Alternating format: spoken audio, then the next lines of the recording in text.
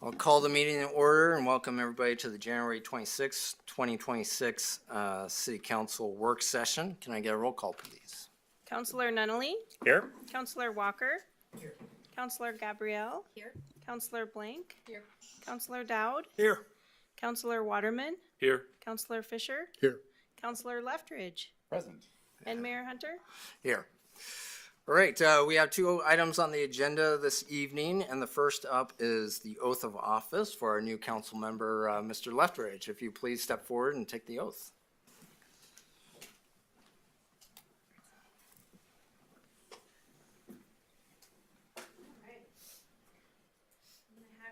Stand near. Why don't you go ahead and stand over here and we can share the mic. Perfect. So, and then you can face the audience. All right. And I'm going to have you raise your right hand, and then you can repeat after me the oath. So I state your name. I, Dustin Leftridge, Do solemnly swear do solemnly swear that I will support, protect, and defend will support, protect, and defend the Constitution of the United States the Constitution of the United States and the Constitution of the State of Montana, and the Constitution of the State of Montana, and that I will discharge the duties of my office and I will discharge the duties of my office with fidelity, so help me God. with fidelity, so help me God. Thank you. Thank you. Good to go.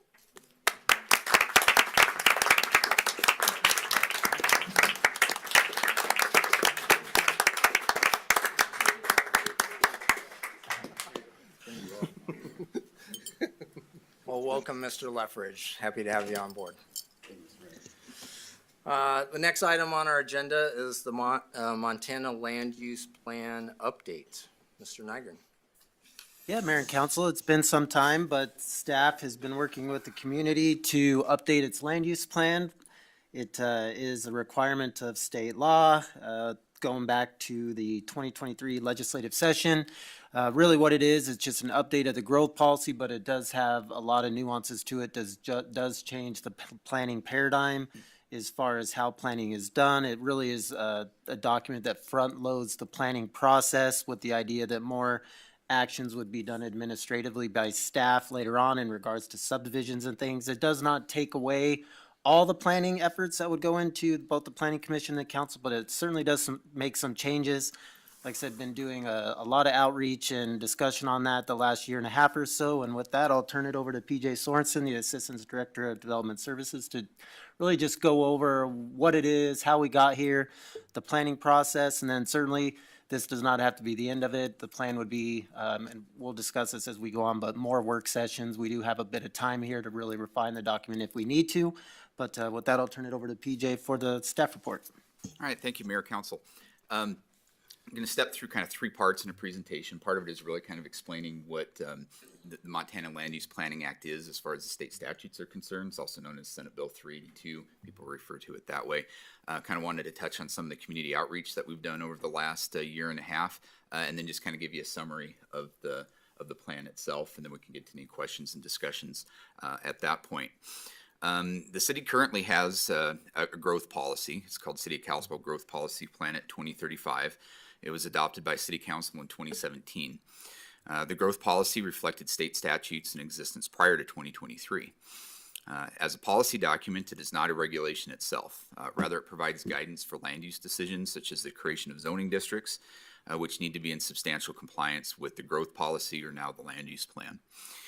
Leading up to the 23 legislative session, the governor established a housing task force in response to the acute availability and affordability of housing issues throughout the state. The task force identified a number of concerns, including available workforce, building supply costs, land values, financing, as well as the impact of government regulations. Based on that, the legislature adopted several bills which preempted local land use decisions, including Senate Bill 382, which is now known as the Montana Land Use Planning Act, or MLUPA. So first of all, who does it apply to? There's 10 specific cities in the state based on size of city within certain counties. Other jurisdictions can opt in if they choose to, such as Lewistown did, was the one that opted into that. Other cities can grow into MLUPA and be required to do that. One of the important things to note is once you're under Senate Bill 382, or the Montana Land Use Planning Act. Chapters 1, 2, 3, and 8 do not apply. Those are all the typical planning board, zoning, and subdivision statutes that we've kind of gotten used to over the last 40, 50 years. When does it apply? Supposed to have it adopted by May 17th, 2026, which generally includes the regulations underneath that as well. Kind of breaking down MLUPA itself. First section talks about a planning commission, basically what used to be the planning board. It's responsible for recommendations on land use decisions, whether it's the land use plan and map, zoning regulations, subdivision regulations, but very importantly, not subdivisions themselves, as well as any other planning document that we would assign there. The fact that it's not subdivisions has been the controversial aspect of the Land Use Planning Act. It's also subject of lawsuit that came out of Bozeman. It's under appeal with the state Supreme Court, so we don't know quite where that is. But that process of how you take a look at and review subdivisions and conditional use permits under the act would come through staff, would be administrative decisions, with the idea that if they meet your land use plan and meet your regulations, then they should be approved, right? Controversial part again is it wouldn't have that public notice component, even though there would be an appeal that would be available on that. Again, we'll see where that winds up exactly. Planning Commission also hears appeals from those administrative decisions, which also include variances. City of Kalispell created its Planning Commission in December of 23. Second part is establishment of a public participation plan we use throughout the process. Basically identifies how we would get information out to the public and how we would receive comments coming back in. And Kalispell adopted its participation plan in April of 24. Kind of getting into the meat of MLUPA, kind of establishing what the parts of the plan are. You need to look at existing conditions, estimates, and what your anticipated needs are for housing, projecting out for 20 years, looking at the number of housing units you need for that population, looking at your local services and facilities, water, sewer, transportation, but also expanding that to schools and healthcare. Should be a chapter on economic development as well as natural resources. And again, they stress in there it's just a policy document, not a regulatory document. Next part is a future land use map, which is something that we have right now. You can see it on the wall back over there. But that future land use map kind of breaks down the city, kind of shows graphically what type of uses and growth that you would expect in different areas, whether that should be lower density residential or commercial or mixed use. It just kind of lays out what that plan is, and typically that's something that you're always looking at when people are looking at annexing in property and what type of zoning you should apply to it. Next chapter would be implementation. Basically, what do you need to do to get the plan in alignment with what your regulations would be under it, as well as looking at capital improvement plans and evaluating progress. There needs to be updates to the zoning regulations. MLUPA also addresses how we handle zoning once we're under MLUPA. As we can now, you can regulate uses, density, size, character of structures and lots.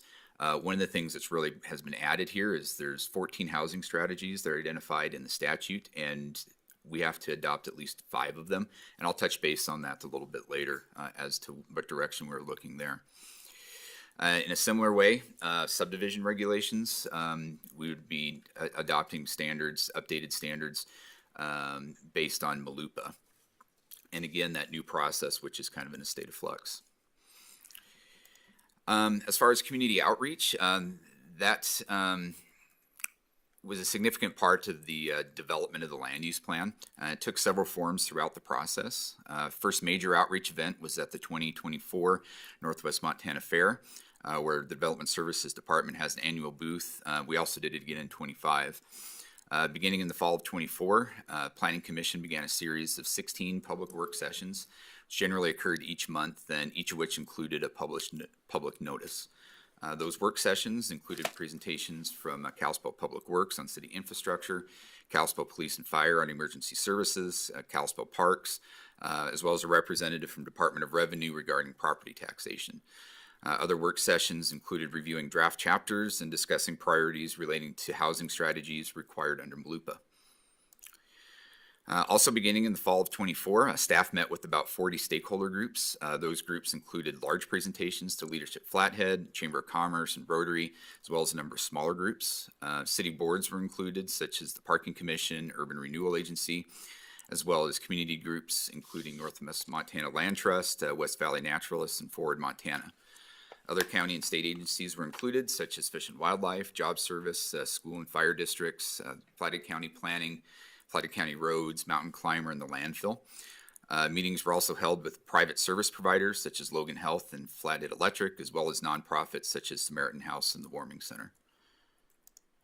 A major effort for community outreach occurred through a state grant, which funded a contract with Logan Simpson, which is a consultant involved with land use planning.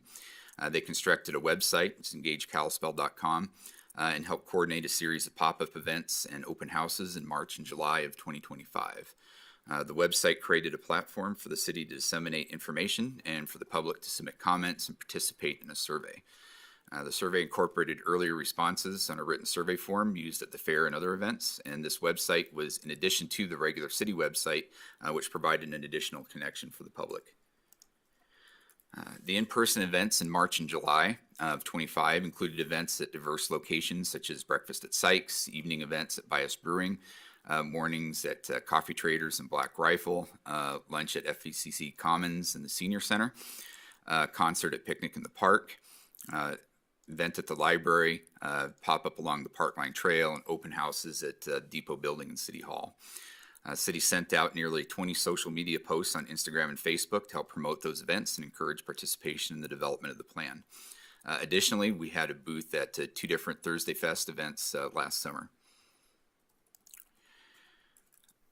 And then you just kind of see here where they kind of broke down some of the different housing strategies and some of the ideas that came in through that those outreach efforts. This is showing the dashboard off of the website. You can see that we had just over 38,000 views, 702 participants, and 962 responses that came through that.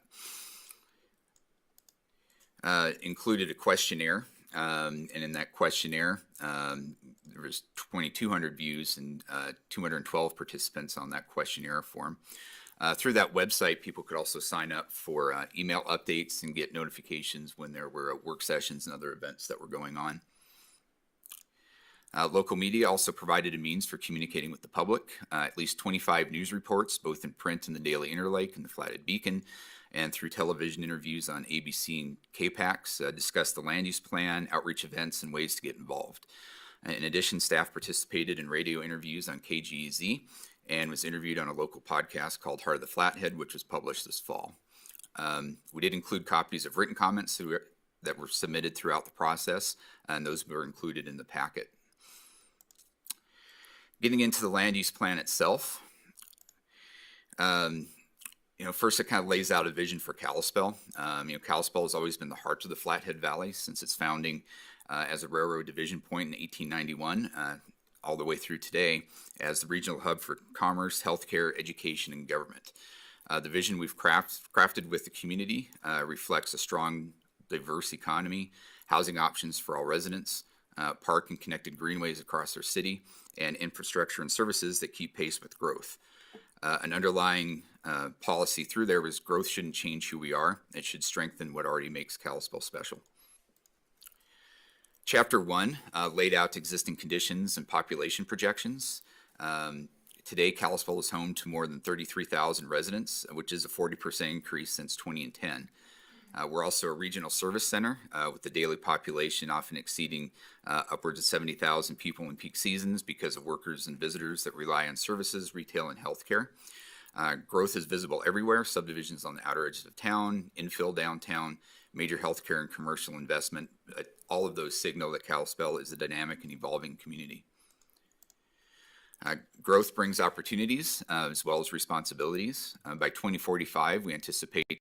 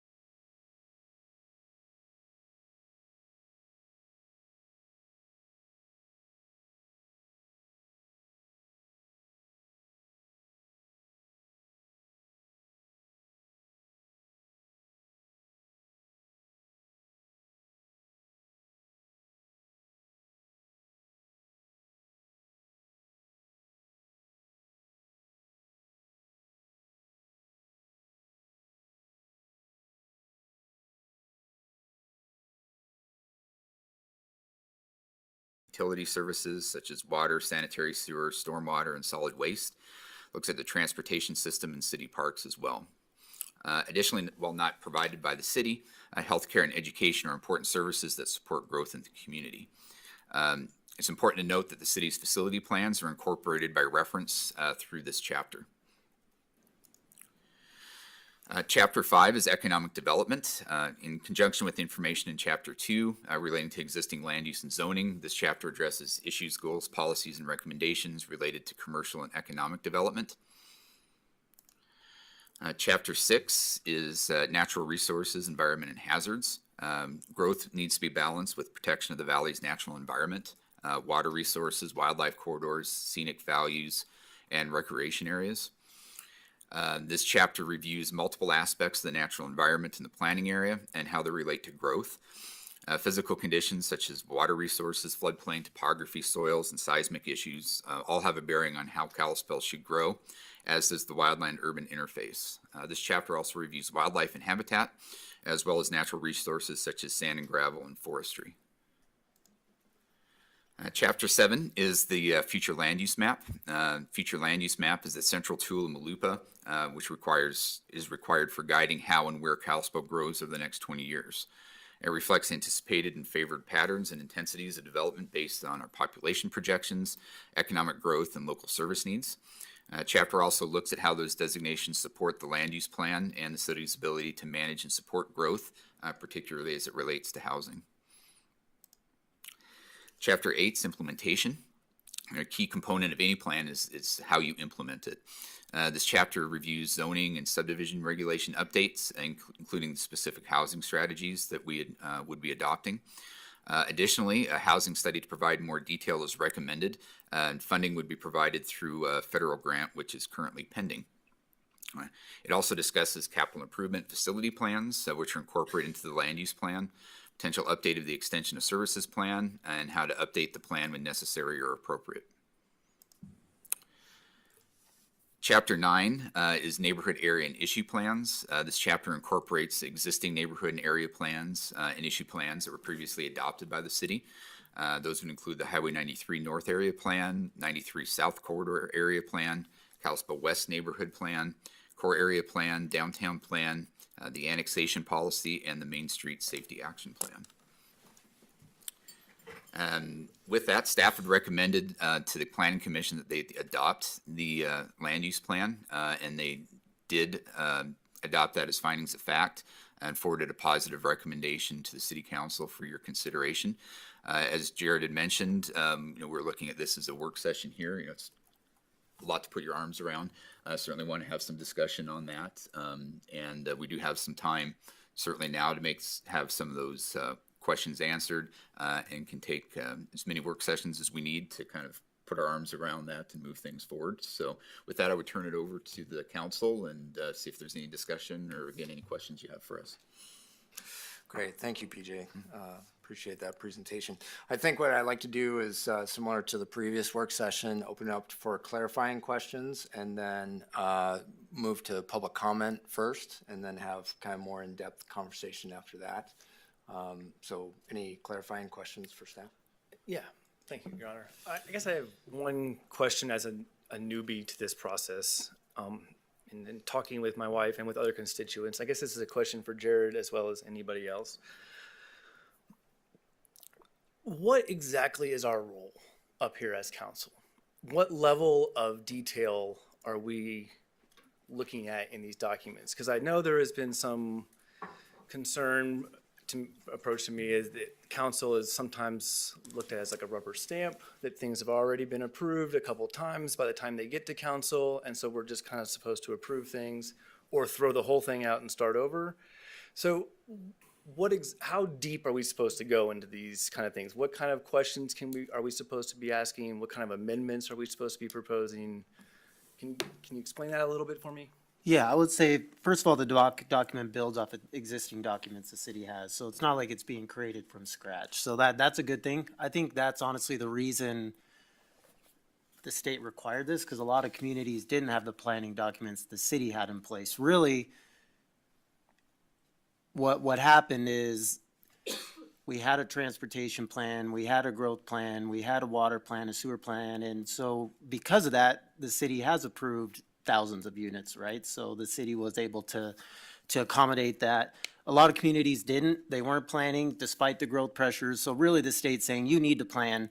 Unfortunately, in the process, it did take away some of the public process, but it is your document. It's a city document. I will say when you have something this lengthy, it certainly can, I think there's got to be a lot of compromise because it's hard for 9 people to write a document. So I think that's something you'll have to consider, but I think it's certainly a document that you can dive into to a certain extent, but we are also, under a time frame, and knowing that there's 9 of you, I don't think there's just got to be a bit of middle ground there.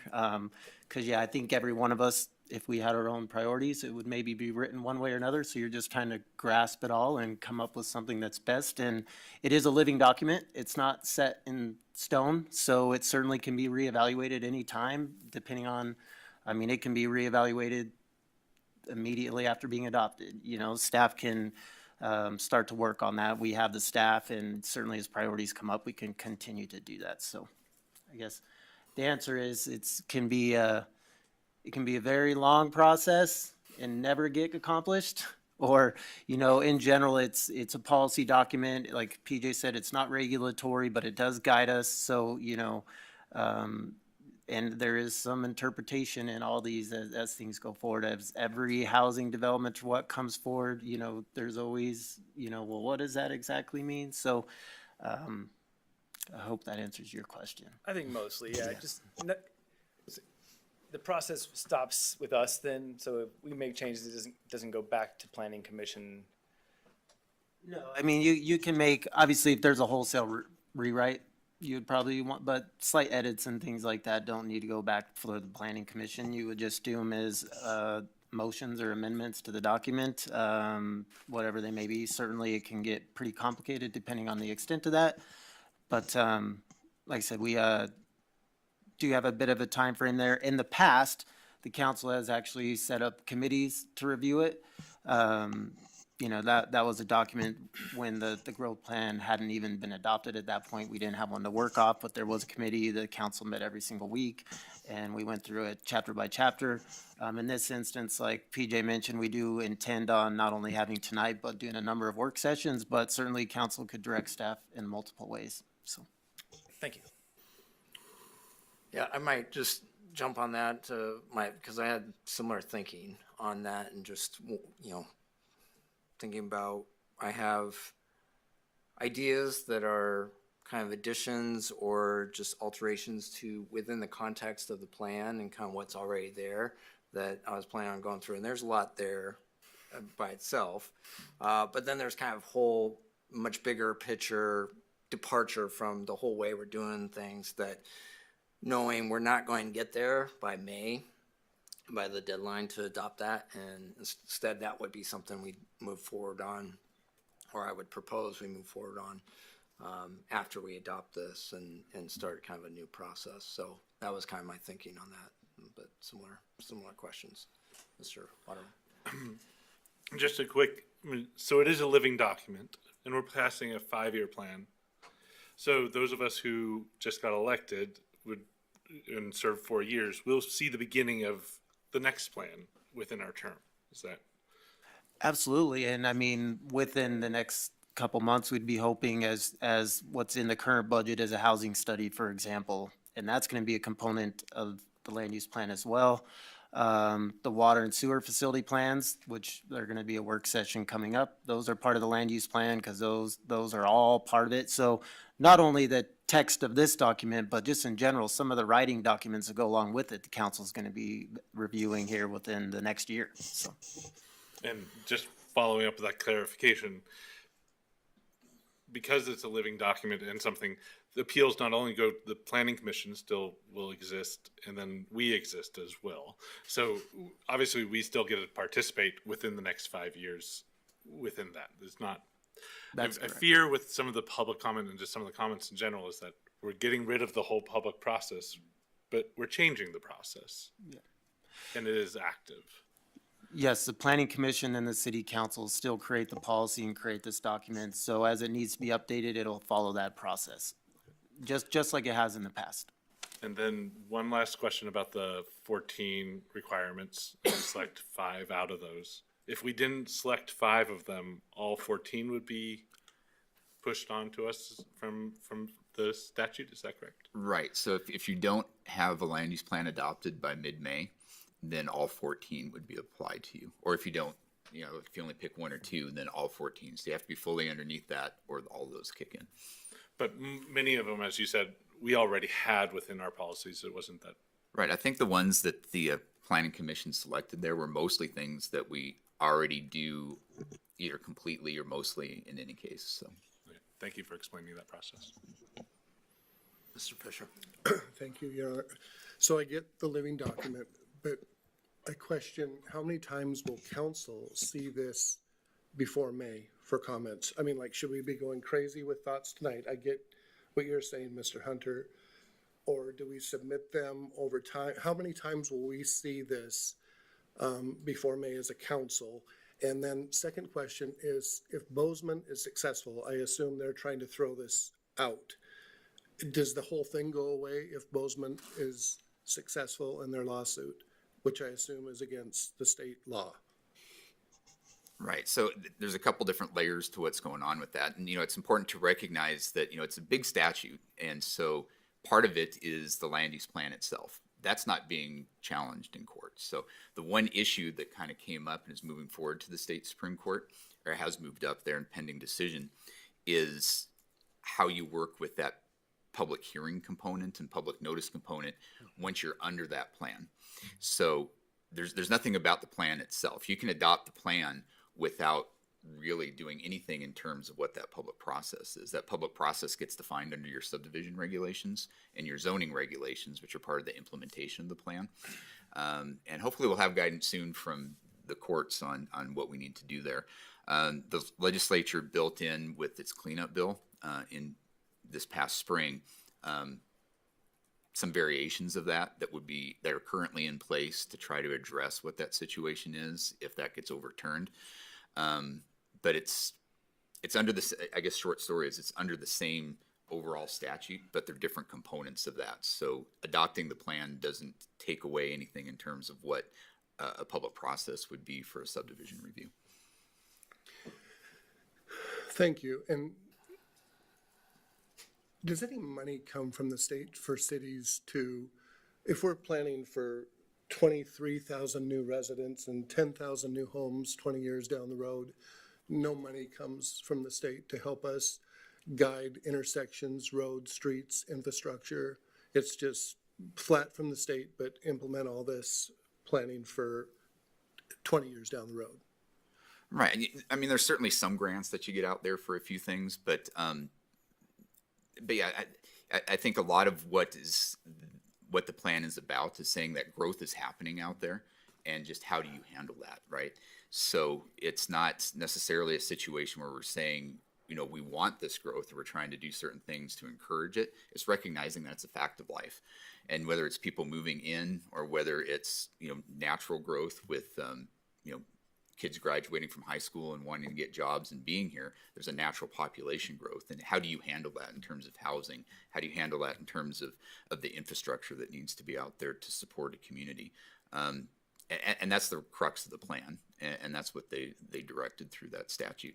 And again, as we mentioned, it's really not any different than what we've had. The land use plan and how it's structured is very, very similar to what the growth policy is that we've been operating under for the last 10 years.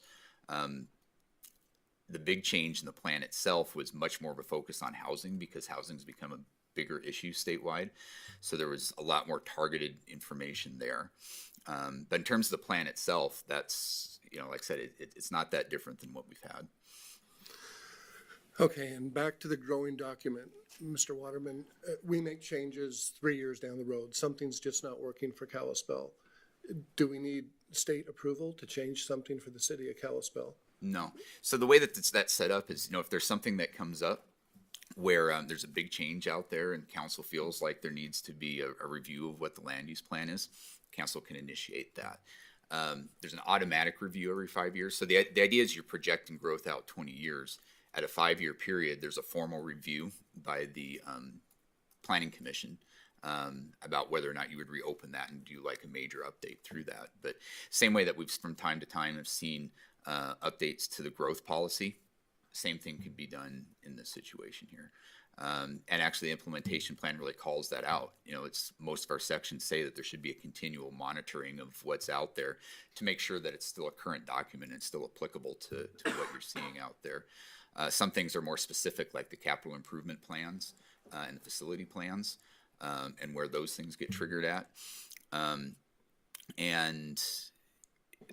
It's intended to be a continual living document, not just something that's put on the shelf. Thank you, sir. To answer your question too, I suspect we could have 3 or 4 work sessions in order to meet the date. We could also hold special meetings if the council felt. The council could put a committee together to review it on a weekly basis. So I guess it's how comfortable the council is with the existing document, how much changes need to be implemented or not. Certainly wholesale changes at this point in time would be very difficult to do. I believe, as with all growth policies, I know even Whitefish up the road is having some struggles with theirs and their planning process. And, there's just a lot of opinions go into these long-range documents about how a city should grow. So like I said, usually not everybody's getting exactly what they want. Certainly some changes in the land use plan and the document, but overall, thankfully, we've had everything in place to guide us through this. So we didn't have to do any wholesale rewrites or anything like that. Or, there was a rewrite, but we didn't have to reinvent, I guess, a lot of what we're doing.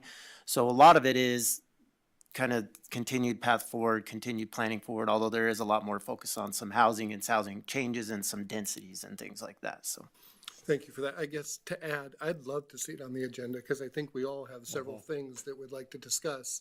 I don't want to dive way into those tonight, but each agenda to visit about those a little bit seems productive for us before the May deadline, in my mind. Yeah, what I was thinking about, and get council's thought on this, and in terms of the way I was organizing my thoughts going through the document, is maybe in this meeting, we talk about the high level stuff and the big stuff that's gonna have a lot of conversation. And then the stuff that gets to kind of the smaller stuff and the stuff that's particular to particular chapters, we go kind of chapter by chapter with the remaining few meetings. We have, so many chapters per meeting, and we just start from the beginning, go through to the end, and bring up those issues that we have that are smaller and fit within those chapters. That's kind of how I was thinking of it. Your Honor, that makes sense to me. Isn't it ironic? 3 communities in the Flathead are picked for this. There's other growing communities out there. What was the benchmark for setting 10 communities up for a lot of cost, mind you? Yes. There's a lot of work into this. Very educational. 10 communities out of the state. What was the threshold? There were cities with populations of 5,000 or more and counties of populations of 70,000 or more. And that's where it came down. That's where you saw some of those, certainly the major cities that were out there, except for Butte. But you saw a lot of this, in Kalispell, Whitefish, Columbia Falls, because we're all in the same county and we're all that size. But you saw the same thing down around the Billings area, for example, too. So. Okay. Because of those exact dynamics, that's why planning in the Flathead is difficult, right? Right. So there's a lot of competing interest in the valley. So we are very, very unique, which is what makes something like this very unique and difficult to do. Right. Mr. Down. So while we were wrapping our heads around this for the past few years, the previous council, the biggest problem we had with this entire thing was the public process and how that's changing. For the public's for the public, I would like to just get some examples of what now does not make its way to council and what does, because and also the public comment and public hearing process is completely different as well. So I think, and those are parts of this that we can't change, right? So I think it would be good to kind of explain out some of those scenarios at a high level. Don't have to get into severe detail. Well, I think that a lot of what you'd see coming in front of you in the future is really similar to what you'd see now. So it's annexations, initial zoning, plan unit developments, zoning or subdivision regulations, maps on the land use plan. All that stuff would still come through the same process. It would still come through planning commission and be a public hearing with a public notice, still come to city council. The only thing that really changed would be site-specific development is what statute says. It'd be subdivisions and conditional use permits. And those would still have all the same review criteria. You just wouldn't have the public hearing and it wouldn't be decided by city council. That would be decided by staff. How it was originally set up would be that there would be 30 days where you could appeal either as a developer or as a neighbor. And you can make an appeal that then would go to the planning commission and then up to city council. I think that a lot of the question was, well, it's great to have the appeal right, but if you don't know what's happening, how would you do that?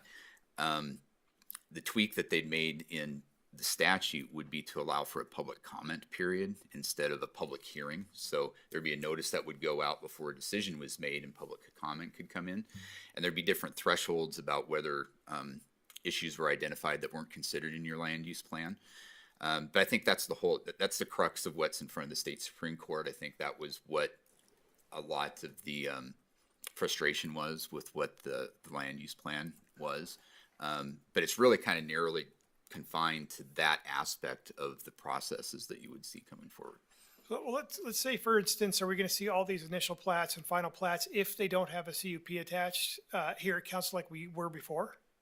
You wouldn't see, again, we'll see exactly where it kind of falls down, but you wouldn't see a subdivision plat. So right now it's pretty typical to see, say, like an annexation, initial zoning, and a subdivision plat with it.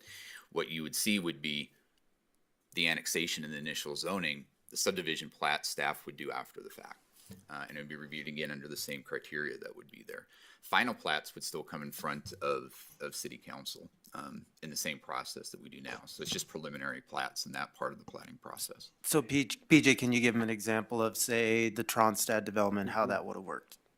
So 'Cause it's important distinction because a lot of what we do is annexation and initial zoning. So that part of it still goes to council, but if it's already in the city in general, and we'll give the example of like Tronstad, everybody's aware of that one. It was very controversial. If it's, say, the property's already in the city and it's already zoned, they could just subdivide it, would never see it. But if the annexation and the initial zoning part is still a very discretionary action by the council, which is big because that's a lot of what we do. But more infill and things like that, you're not going to see as much because it's already in the city, it's already zoned. As long as the development's in compliance with the zone and the subdivision meets the general standards of the zone, it's just going to be done by staff. It's also my understanding that it goes through the planning commission, and then the public comment period comes after the planning commission, but before it gets to council. And it's a very short period of time, it's like a month or something like that, after it hits the planning commission, that public comment is taken in lieu of a public hearing. Is that correct? To some degree. So yeah, it's a short window of time that you would have there, but it's not tied to when it's coming through the planning commission. It would be tied to when staff would be getting an application for the subdivision. And so somebody could have an annexation that would come in this year and just not put the subdivision application together till next year, that's when that notice would go out. Yeah, and specifically, I'm talking about if it's already in the city, we don't need to annex it, and it's already in our zoning. At that point, like you said, it wouldn't come to council at all, unless it has a CUP involved in there, or if there's something else, right? So with the CUP or a subdivision plat, it would not come to council. That would be done administratively. Yeah. And so, like I say, if it meets all of the criteria, all the rules and the review criteria, staff is supposed to just issue that under the And state law. so where I'm kind of getting to with this, and this is from the public aspect, a lot of times they don't even see today what's hitting the planning department, but they do see it when it comes to council, because that's when it hits the news and stuff like that, right? And, you know, I'm just worried that we're not going to actually really be giving a public comment period for everybody because of the unknown of like, it passes through the planning commission. It's going to be administratively handled. It's not going to go to council in this case. And the public comment period will already have passed before people figure out that it's a thing. Right. And yeah, I certainly wouldn't deny that there's, you know, frustration about that and concern about what that means. I think the difficult position that we're in is whether or not we adopt the land use plan. That's what state law is now. Yeah, exactly. And that's And kind of what there's I'm not a lot we trying to can say do here is about that. we can't change this part outside of the lawsuit, right? The lawsuit is addressing part. And the parts of lawsuit is this. addressing that, and we'll see where the, you know, the state Supreme Court comes down on that. And hopefully sometime soon. It's been pending in front of them for a while. And I would love to hear what their decision is before the May deadline that we have and get going on that. But yeah, I mean, it's just like wherever you fall on that issue, it's kind of in the hands of the court system and the legislature. Sure. And, you know, what I'm trying to get here ultimately is just a warning to the public that they're going to have to be much more aware of Yes. things that are happening in the planning commission than they are today, because you're not going to get that big media pound before it gets to council, because in some cases it's not going to go to council at all. Some cases it wouldn't, but, you know, going to the example that Jared was pointing out with Tronstead there. So that had a lot kind of wrapped in together. And traditionally we've done concurrent reviews where we've taken everything in all at once. Some other communities would want you to annex in first, and then you kind of do the subdivision after the fact and so forth. But Tronstead had a growth policy amendment because it was adjacent to, but just outside of our annexation boundary. You had an annexation petition, you had an initial zoning, you had a planned unit development, and you had the subdivision. So if that were to come forward when we're fully under this, and again, you know, assuming that this whole process stays the same, that growth policy amendment would go through exactly the same. It would go through planning commission and come to city council. The annexation, exactly the same. It would come through planning commission, city council, all of these being publicly noticed with public hearings. Planning unit developments, there's a little bit of a gray area there, but I think most people are interpreting that to be that would come through the exact same way. Where you'd have the difference would be we would go through those processes with a public process and through city council, and then the subdivision would be something that would be done administratively based on those approvals from city council. Sure. And is there a public process for the subdivision that's administratively being applied? Like, Now, again, the subdivision wouldn't have the public process. Subdivision would be just like somebody submitting a building permit, and it would come in. The key difference there is a 30-day window to appeal on that, and it's kind of just the open question about how that's known to the public. If there's a public exactly. So comment. I knew the answer to this. I wanted you to explain it out to the public, because it's a severe change in what they're used to. You don't get as much time to get riled up and come here and talk to council because it's not even going to be here, right? And you have that month, and how do they know when that month starts? That's the biggest thing. So I just wanted to make that clear, that that's the big change that we really didn't like on the previous council. And I just wanted to make sure that was known to the public. I'll stop yakking now. Ironically, the process has gotten because of this, the process has gotten more disjointed, clearly less transparent, because there's not as much public process. But now the council will be looking at an annexation initial zoning, but the community sees no plat. So it's like, well, what's even happening here? right? So where we like to package it as something where the community can see exactly what's going on. So now it'll be very disjointed, which ironically takes longer. So it's not as beneficial to a developer. It's going to take a lot more time now because you have annexation, you have initial zoning, which takes you have a growth policy, and then we review it, where we used to package it all together. So ironically, the timeline's gotten longer. But yes, I think we've done a lot in public process what we can. I do feel like when it is reevaluated here in the next couple years and we're looking at it, I think the public will start to become more aware. And I think they'll start to be more involved, knowing that this process is where it needs to be, but there is a bit of a learning curve. The whole, like I said, the planning paradigm has shifted. They call it the Montana miracle. I don't know if everybody feels that way, but that's the way the state is seeing it because it has changed. But the whole point was to take away the public process. That was the goal. That's what those are the cards we're dealt. So. Thanks, Your Honor. And again, it's not taking away the public process. The concern is about NIMBYism.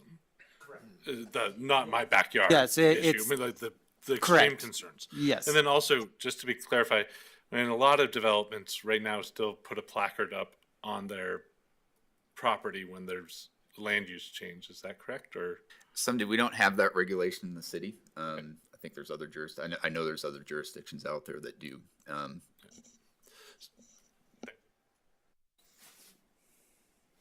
Thank you, Your Honor. Mine actually comes probably further down into the weeds, just a question of, I think of the east side of Kalispell and the old neighborhoods and the large property or large mansion type houses that are over there, right? And we've calculated out all of our water and sewer for that side of town for that capacity. We put this in and now we're doubling that potential that's there. We're going to be having to go through our facilities to probably expand water and sewer. Well, I think that's part of the reason why they did some of those facility plan updates, which will be coming in front of you guys, next month. I think that there's been enough, our understanding, or talking with the consulting engineers on that, there's certainly been enough of a track record, not just in Kalispell, but in other communities in the state to kind of see what that actual number is. Because, in practice, just because you allow ADUs, which we now have, and really for large part have for decades, just weren't really utilized, more formally recognized that over the last 5 years. It's really a small component. I think the number that we've actually formally permitted in the city in the last 5 years is like 3. So you're not going to take thousands of lots and then doubling that. Right. But there is kind of an acceptable ratio in the industry, in the engineering industry, as to what an appropriate premium is to put on that. And they incorporated that into the facility plans. I'm sure they can answer that more directly when they come in. But it was definitely something that they looked at when they did those updates. Okay. Yeah, we'll go. The part of the facility plans, they did put a factor in there for infill. Figured that. Yes. Okay. Yeah. And then I guess my next thing on this is you mentioned that we can go in and change, but no matter what, we always have to have the minimum of those 5 choices. Yes. 4 years down the road, we change and we do 4, we're going to get all 14. Yes. Okay. Just want to make sure. Want to swap, Yes, that's what I'm thinking. not move, You remove. can pick Yes. those, and presumably if you wanted to change them out, I think as long as you got to over 5. But again, I think the ones that they selected are ones that are, pretty minimal impact that we always do anyway. Sure. Or that the state made a requirement anyways later on. Yes. So Sure. the whole idea with this was, well, they'll kind of use it as a carrot to do some things, but they ended up making them all a requirement anyways. So that may come in, if you may get all 14 regardless, let's just be honest, that's the way it's trending. So, but, it's something the council have to consider. But, the ADU became a requirement, the parking became a requirement, the multifamily and commercial zone became a requirement. So really, is it a choice? Yeah. Sure. Ms. Blank. So I just want to go back to the questions about public participation and the change in that. And it's my understanding, has this been done anywhere in the country, this process change? And if so, which communities, and can we look at what has happened or not happened? I don't think that there's any states that have fully gotten under that. That's why I think we were in the Wall Street Journal or something as the Right, Montana Miracle. that's what I and- was and reading. everything, even though none of the communities had actually operated under it, so you didn't really know how that was going to go. So, you know, I don't think. I don't know of any other states that have off the top of my head.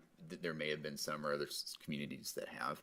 I think that, you know, one of the things, you know, we've had that subdivision and plating act since the 70s. You know, we didn't always have a requirement that there be public hearings. And we have a lot of development that happens without public hearings. I mean, somebody's pulling a building permit for their single family house. Somebody could have a house pop up next to them, and we don't have architectural standards on that. We got basic setbacks and criteria. Somebody can build a restaurant downtown. There's not a specific public hearing on that. So a lot of it is about where do you draw that line and where should there be public comment and where there shouldn't be. And at what point is that a constitutional issue or not, right? So, and again, we'll let the courts decide that, I guess. Thank you. Quick question. Is there anything stopping us from giving more notifications? I think in some ways you can, because when you're looking at, like a lot of statutes, what you're trying to do is balance interests out there, right? And in this type of a situation, there's a balancing between what the neighborhood's right to know is and participate with what the developer's right is as a private property owner. You know, whether it's, I mean, sometimes you say developer and you think big multinational corporation coming in, but, you know, it could be, you know, a longtime property owner that's just doing a small subdivision on their property too, but it's balancing those rights. So if you put in more notification, you run the risk of, you know, stepping on their rights by bringing in a process that you're not supposed to be doing under state law. And again, I mean, that's getting the NIMBYism out was specifically why they took those steps. So there is a balancing there that you don't want to go too far in that direction.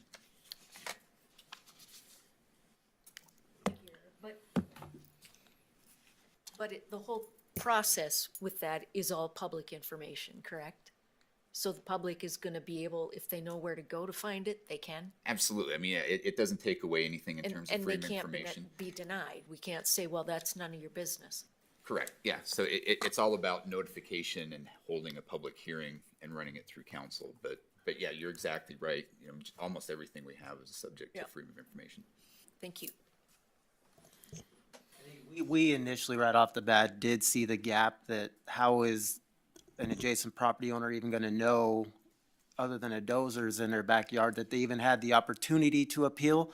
So in our mind, we were thinking initially that, and this would come in the zoning text update and the subdivision text amendment update, which wouldn't be actually in this. This is more where the rubber meets the road, that which ironically, state law did build it in to kind of combat this lawsuit, but we were already headed that direction. Anywhere that we would be providing some sort of comment to the neighbors that, hey, here's the process, here's what's happening, here's your ability to appeal. And even an appeal, it's also in the bill that you can't just appeal over anything. You have to be a specifically aggrieved party over something, right? You can't just, I don't like it. It's like, well, what don't you like? There's got to be a real reason to do it. But regardless, we wanted to make sure that a neighboring property owner knew what their rights were as well. So we would certainly be proposing something that has some sort of notification built in. That would be our goal. So. Yeah, and I'll say that I share the concerns about the public participation as part of structure and stuff, just as you would with new development coming in on the outskirts of town and stuff, just as you would with new development coming in on the outskirts of town, and you're updating your infrastructure to accommodate that growth. You do the same thing with when it's infill as well. So it's not something that happens overnight and all of a sudden you're behind the ball. It's a gradual thing. The one question I had that came up, and I have a bunch of questions that kind of get into the different. Comment? What's that? Yeah, I'm going to do public comment. Yeah, in just a minute. I have a bunch of questions that get into the chapters, but I'll wait until we get there for those. But the one question that did come up to my mind is this idea of lot setbacks and that requirement. And I know there was references to 0 lot lines, and also this idea of like row houses, which I believe we would allow. So how does that work with our setback requirements while also allowing 0 lot lines and like row houses?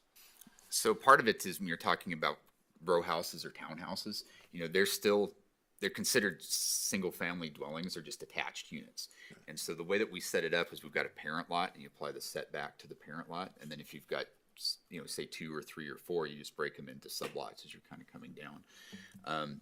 And so you don't have setbacks that apply between the two of them because they're shown as, it's based off of that parent lot. Right, but if you go like deep Washington D.C. or Boston, they have row houses that are the entire block. They're just connected that entire block. So if somebody wanted to come in and do that and have an entire block, and they're individual lots, but they're all connected for the entire block, could they, under our Oh, code? absolutely, yeah. And depending upon the zone, there'd be certain configurations, and then what we've had set up, and that would be conditional use permit requirements when you start going over that. So like in the R4 zone, it's a 2-family based zone. And so it's pretty typical to see 2-unit townhomes with, 2 right next to each other. If somebody wanted to do 3 or 4 or 5, they could still do that as long as they met the overall density. They would just have to get a conditional use permit along with their subdivision plat. And, we haven't seen a huge demand. I think part of it, where you don't see it here, is even developers that we've known that have done 3 and 4 units. The middle units don't sell really well here locally. People like the end units. But we've approved those. Spring Creek Park, for example, specifically had the townhomes. I think they had as many as 15 or something in a row, which would be much more similar to what you were talking about. So it's definitely something that's allowed under our rules. But that's how you deal with the setback issue, is you look at the parent lot and the overall density, as opposed to setting that setback off of each individual townhome. Okay. All right, well, that took a while, but I'll open it up to public comment. Anyone wishing to address the council, step up to the mic or raise your hand if you're online.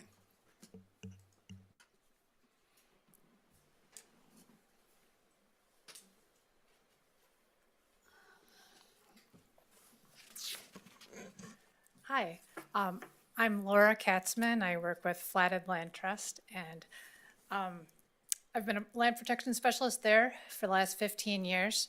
So in case you don't know, Flathead Land Trust is a nonprofit organization that's been in the Valley since 1985, established by community members who love the Flathead, but we're seeing it change rapidly, if you can imagine, back in 1985.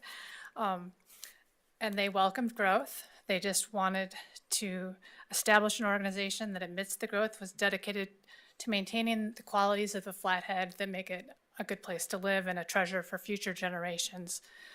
So that is still our goal, is maintain special places and qualities about the Flathead and Northwest Montana. And there's one special place that happens to be in the area proposed for future growth of Kalispell that we wanted to make sure you were aware of. We did send a letter of input that you all received last spring, or at least the planning department really received last spring, and then we sent it again Friday because there's new council members, and had a couple links to a couple videos for you about that special area. But the special area is the West Valley, an area that's north of Reserve, east of West Valley, west of the Stillwater River, and south of Church. It is an area with pothole wetlands and agriculture that's really important to sandhill cranes and other birds, and it's important farmland and also important for other wildlife. But it is ecologically significant to the sandhill cranes. And in case you don't appreciate a sandhill crane or know what it is, it's a huge bird, 5 feet tall. It has a call that's prehistoric sounding, and once you've heard it, you'll never forget it. It is a neat species because it's a long-lived bird species. It lives 20 years. The birds mate for life. They have a dancing display that they attract their partners based on, and they use the same places each year to nest, same places to winter, same places to stage on their migrations.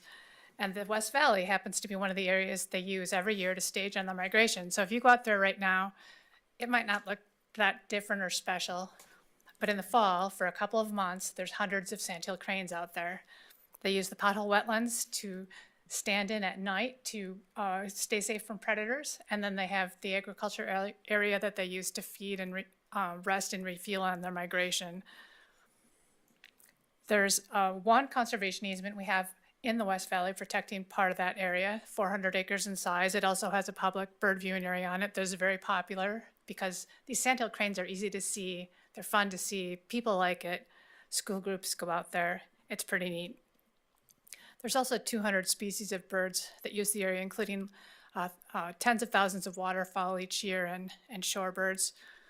But because of the ecological significance of this area of the West Valley, we request to be removed from the future West growth boundary and growth policy planning area. So that area that is, again, north of Reserve, west of the Stillwater River, and south of Church, east of West Valley Drive that extends beyond the current annexation policy boundary. Thank you. Thank you, Ms. Katzman.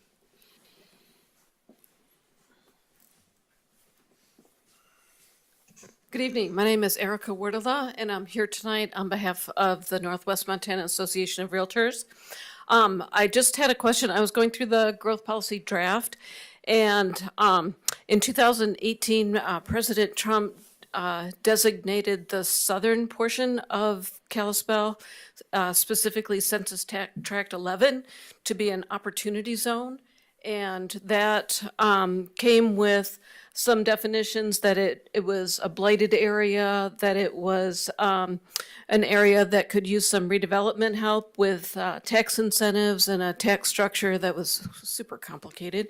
But I wondered if that could be included in the maps, because that is a continuation that will be renewed with every census. So it's going forward for another 10 years or so. People are still allowed to utilize those tax breaks to do redevelopment or new development, or bring additional money somehow into that portion of the community. Essentially, it's just like a little horseshoe around the southern portion. So I wondered if that could be included in your maps. And then I would echo Laura Katzman's comments about sandhill crane watching at the West Valley Wildlife Viewing. It is spectacular. If you've never been there, put it on your to-do list. Thank you. Thank you, Ms. Wardlaw.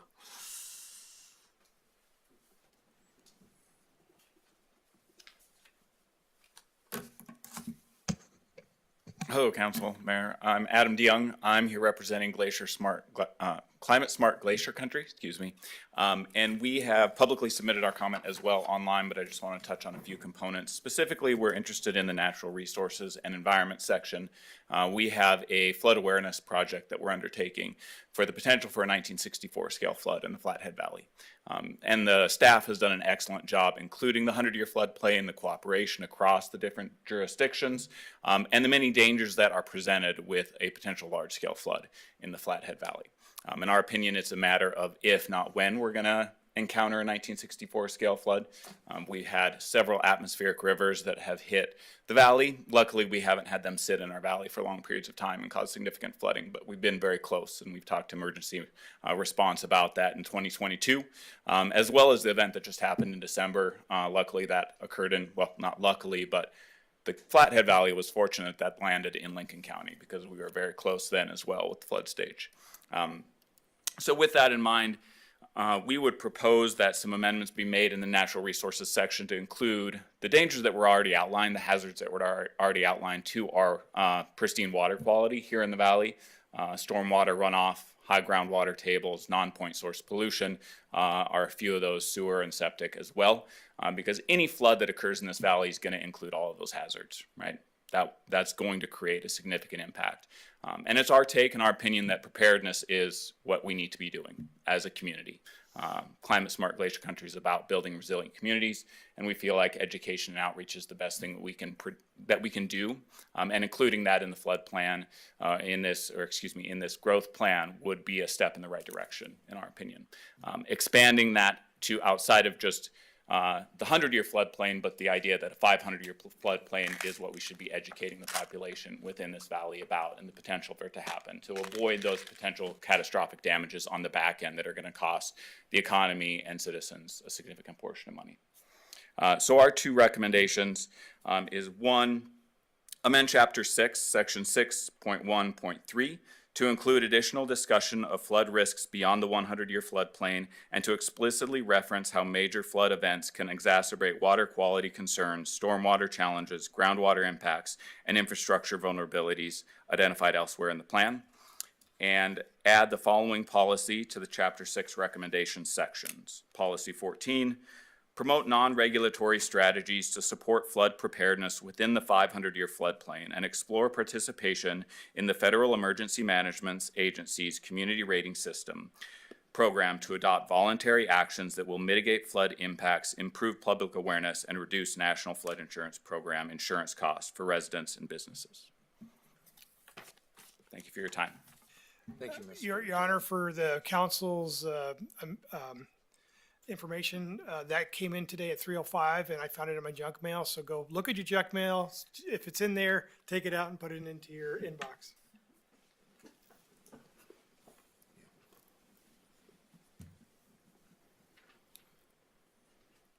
Anything online? Yes. Okay. Kisa, do you want to go ahead and speak? Yes, I'm here. Thank you. Can you hear me? Yes. Great. Well, I'm sorry I can't be there in person tonight, but as you know, I'm a resident and local builder here in Kalispell. I'm here to support the growth plan, specifically the part of the growth plan that I know is in question tonight regarding public comment. I think this gives us an opportunity to rework what really has been a very broken part of our process. Want to reiterate my support that I provided for the Planning Commission for making the development process more predictable for new residential, commercial, and also and especially the infill properties. In the world of construction and development, predictability, as you know, is the most direct path to cost efficiency and affordability. So when that process is standardized and transparent, it really reduces the risk and the carrying costs that usually drive up those prices. So creating that predictable path for builders and developers is really one of the best ways that we can improve the cost of living for everyone in our community. But specifically, looking at those sections of the growth plan that discuss that public comment, I think that if we continue to view that as getting our hands slapped and not being able to hear from the public, we're really missing an opportunity to improve the process. So my suggestion is that we consider really two improvements. First is to add a technical review portal. So instead of silencing the public, we give the public, myself included, an opportunity for that visibility to come up sooner. So Jared, you had mentioned that this new process, and I guess I'd have to understand more about what the step-by-step of what you're referring to that you are considering would lengthen the amount of time that developers would take. But aside from that, if we could provide some sort of digital portal where the public can view plans and submit data based on really some very, very important perspectives like drainage, traffic, property rights, then we're ensuring that those neighbor voices are leading to better engineering, not just longer timelines, not just more costs, but catching those technical issues digitally rather than waiting for, the Monday night meeting, Tuesday night meeting, that can streamline the process.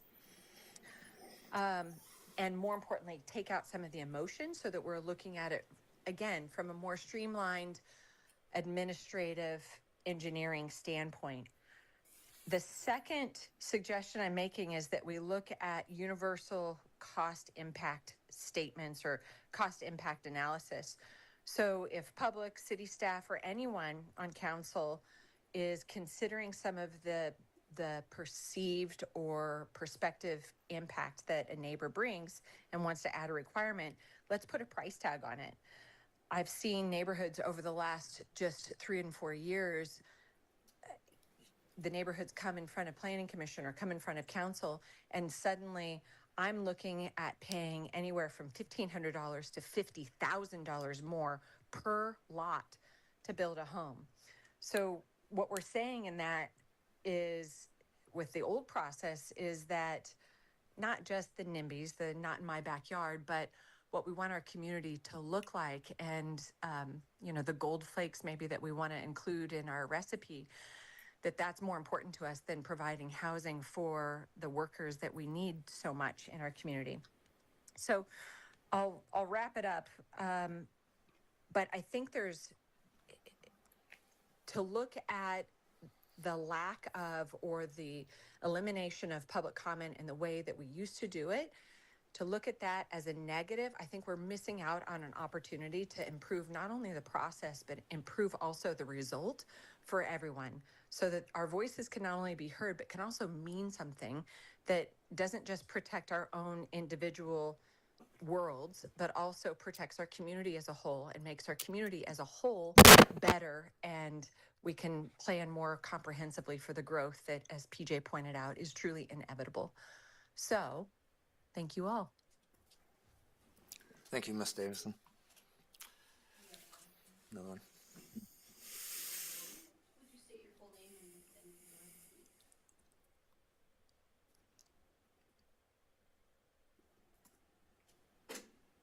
Hello. Am I on? Yes, you are. My name is Kobe Gerke. I'm the executive director of the Flathead Lakers. We are a 501c3 organization founded in 1958.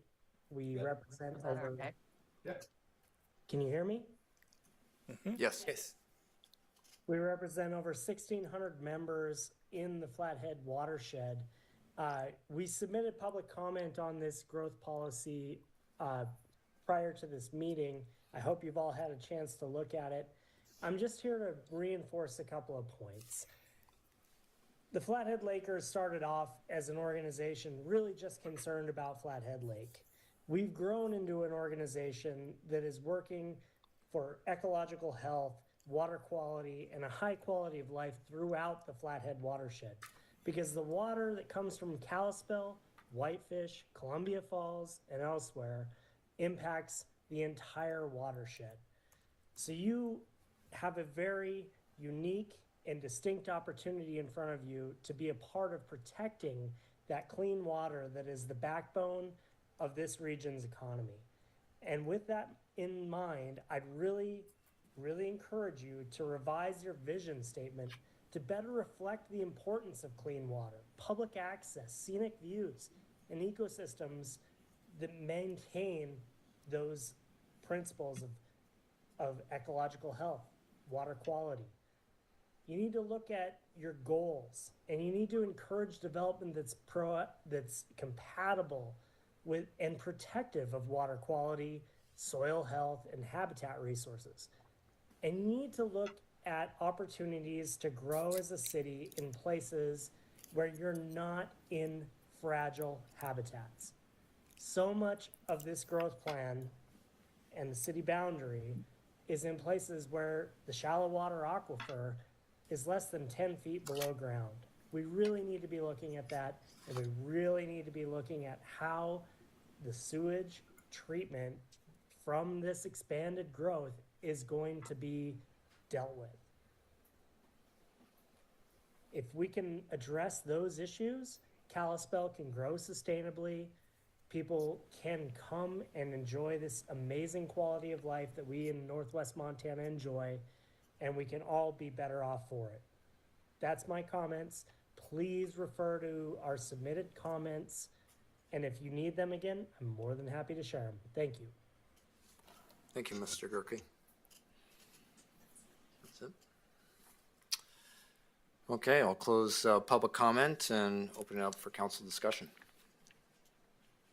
Oh, I will say, before we start, full disclosure, I do work for the Flathead Land Trust. I did not participate in crafting the comments to the council or to the city on this topic, and I've not been instructed in any way, nor will I face any repercussions if I were to go against the official position of the organization. So I just want to make that clear.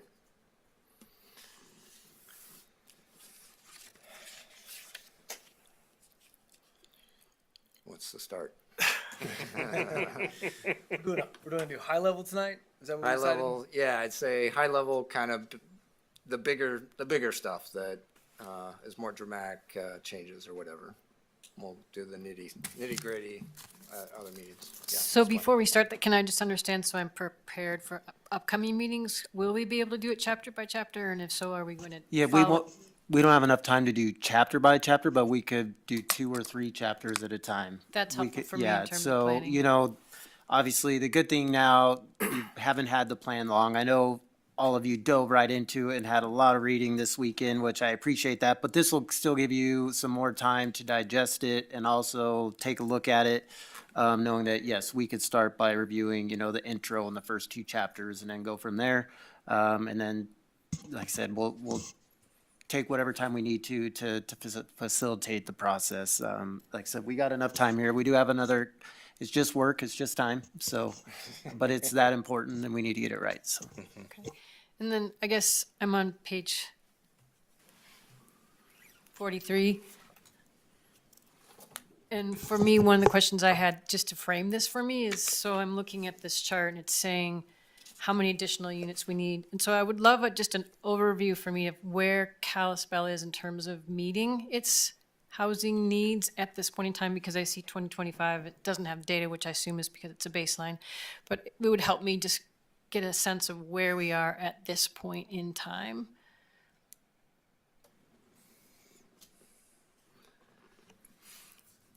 Yeah, we can take a look at maybe breaking that down a little bit differently, but I think that, you know, a lot of what we're looking at there, you know, again, like looking at what our baseline is right now, it's difficult to say, you know, if we're have a shortfall right now or something like that. But a lot of what we looked at was those projections, Right. looking out what our population would be expected to be with the, you know, we're looking at a 2.5% growth rate. Historically, we've been at 2. Generally, well, you know, COVID years was more like 4. So, you know, 2.5 seemed like a reasonable, sustained type of number coming out. Based on what you looked at with U.S. Census and what like a typical household was, where we came up with those numbers of the housing units, you know, somewhere around that 9,000 to 10,000 range.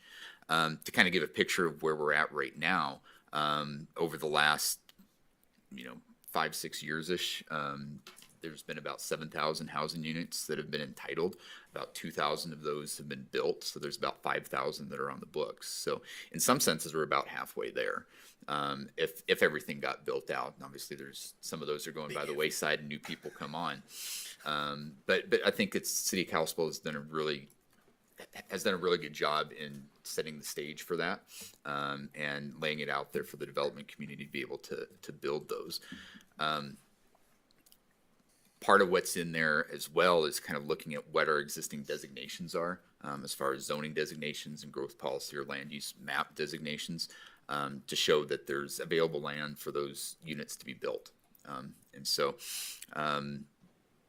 that's kind of embedded in there. I'm not sure if there's a way that we could package that makes it more clear, because it is a lot of data and stuff. But anyway, that's kind of how we've arrived at those numbers. I think the one thing that we don't have as well is we can project we need 8,000 housing units, but we don't really know of what type. Some communities have projected 1%, which is not realistic. You can hope, but that's not going to be the case. So our goal is to logically and accurately predict what we think that it'll be. And but we do not only 50 to 80% of the housing units are not only already entitled, but we also have plenty of land to provide beyond that, which is good within our annexation boundary and our growth boundaries. So, If I could just follow up on that real quick and just speak about that 2.5% growth rate, because I know I've heard some last year, I heard some grumbling about that because we've been at 4+% since the pandemic. So almost 5 years now of this elevated growth rate.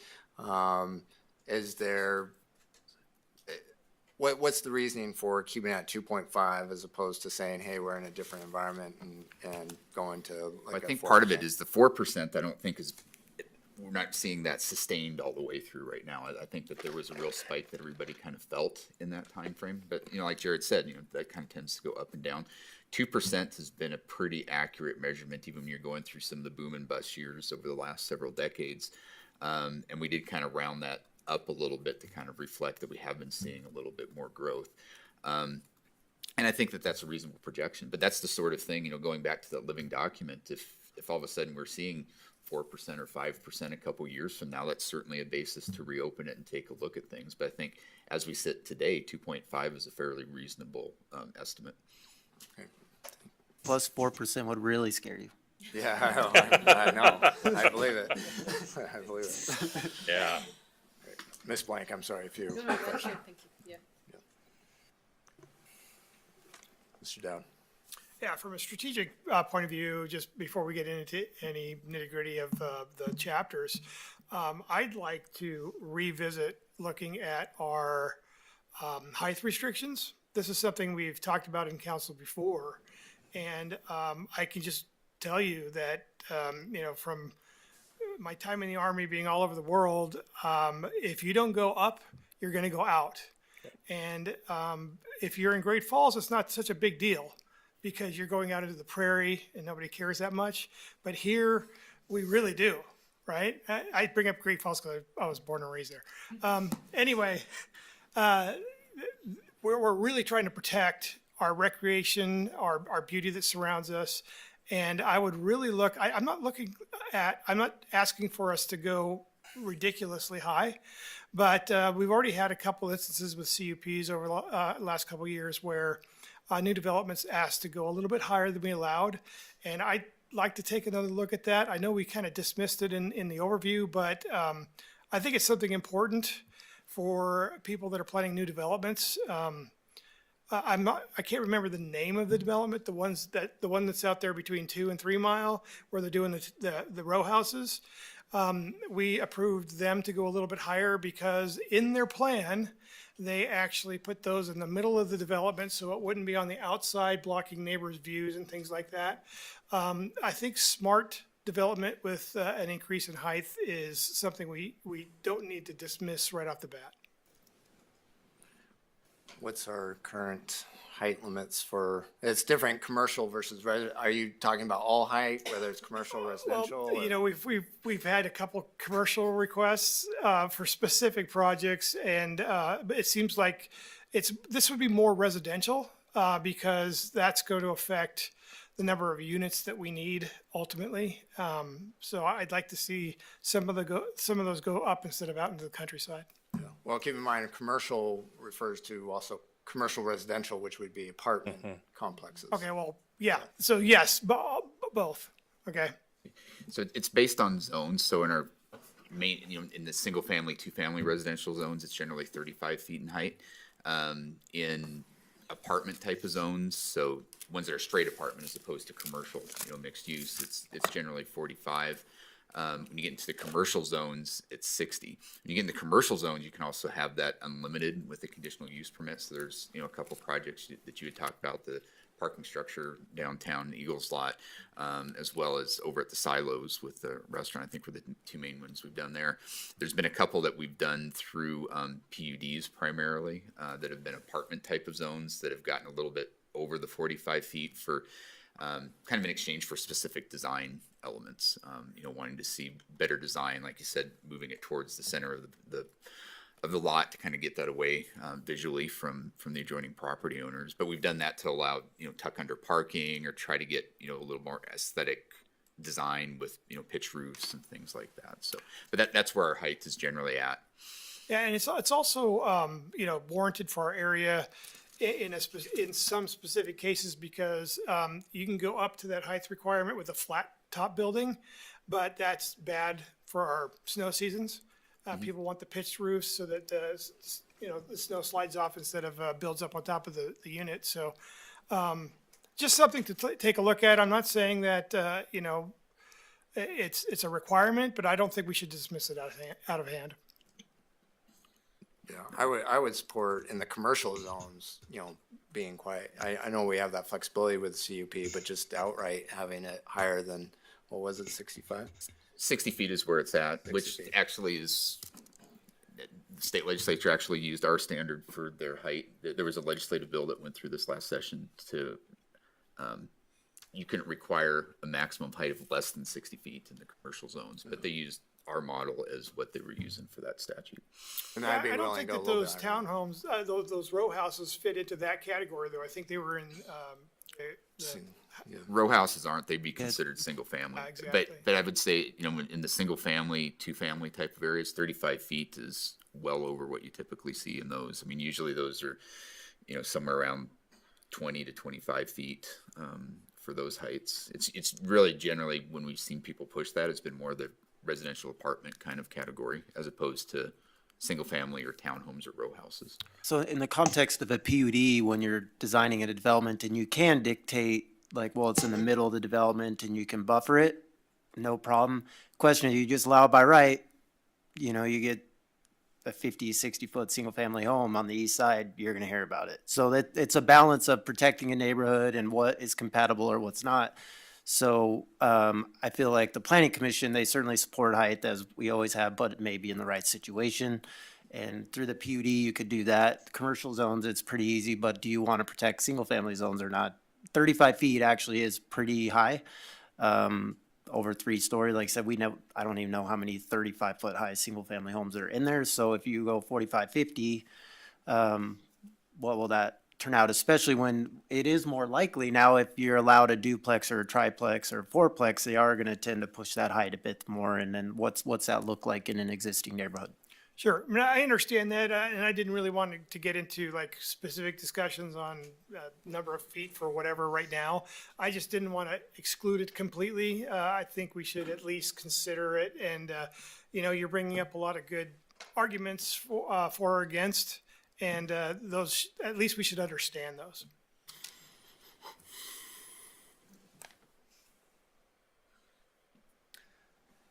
Yeah.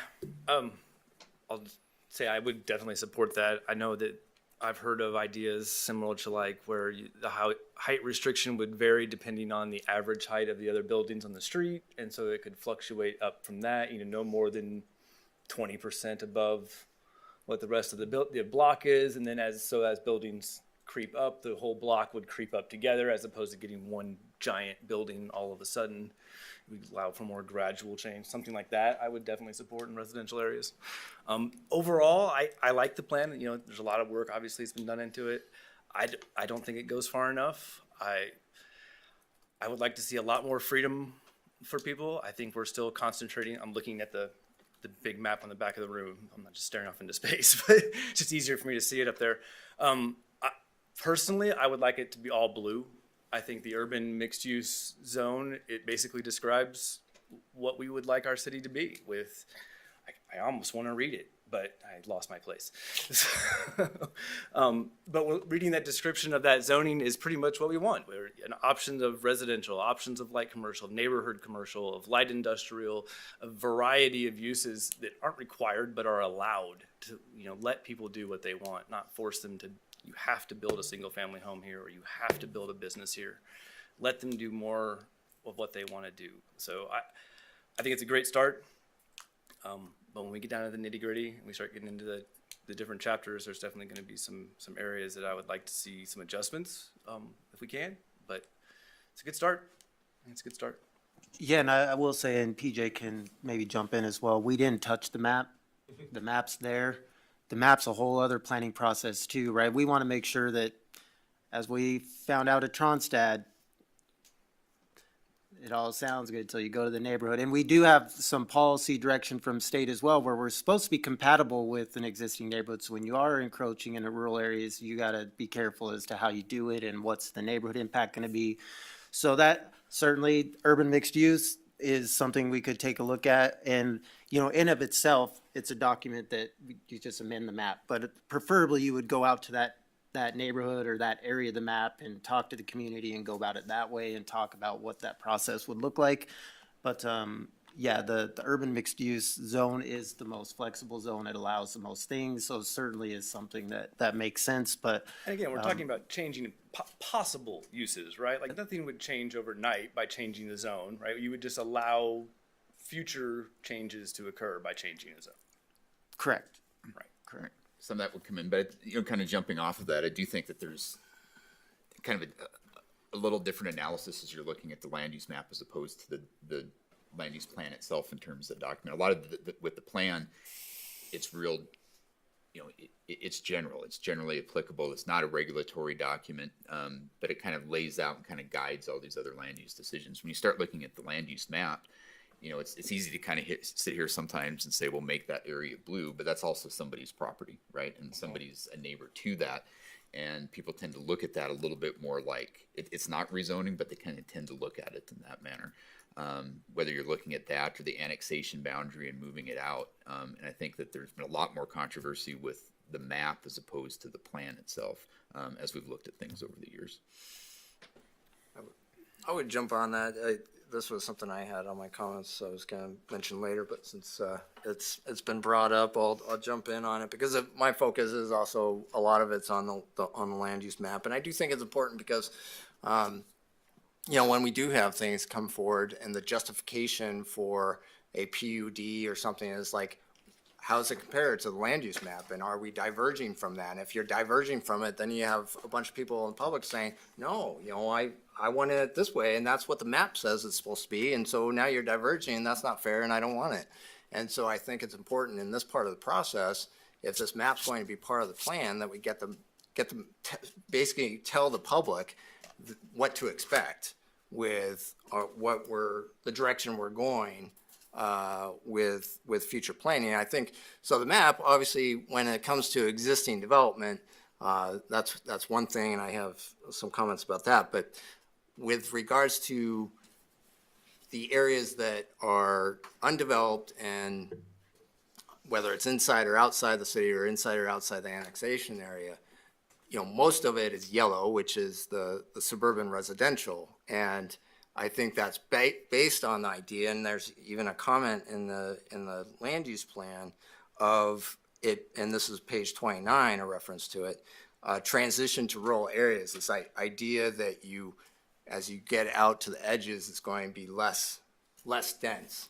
And I don't like that concept because it's only the edge of our community right now. 50 years from now, it won't be. But we'll be stuck with whatever development we put out there. So if we put less density out there, and then we continue to grow, we're stuck with that lower density, and that's sprawl to me.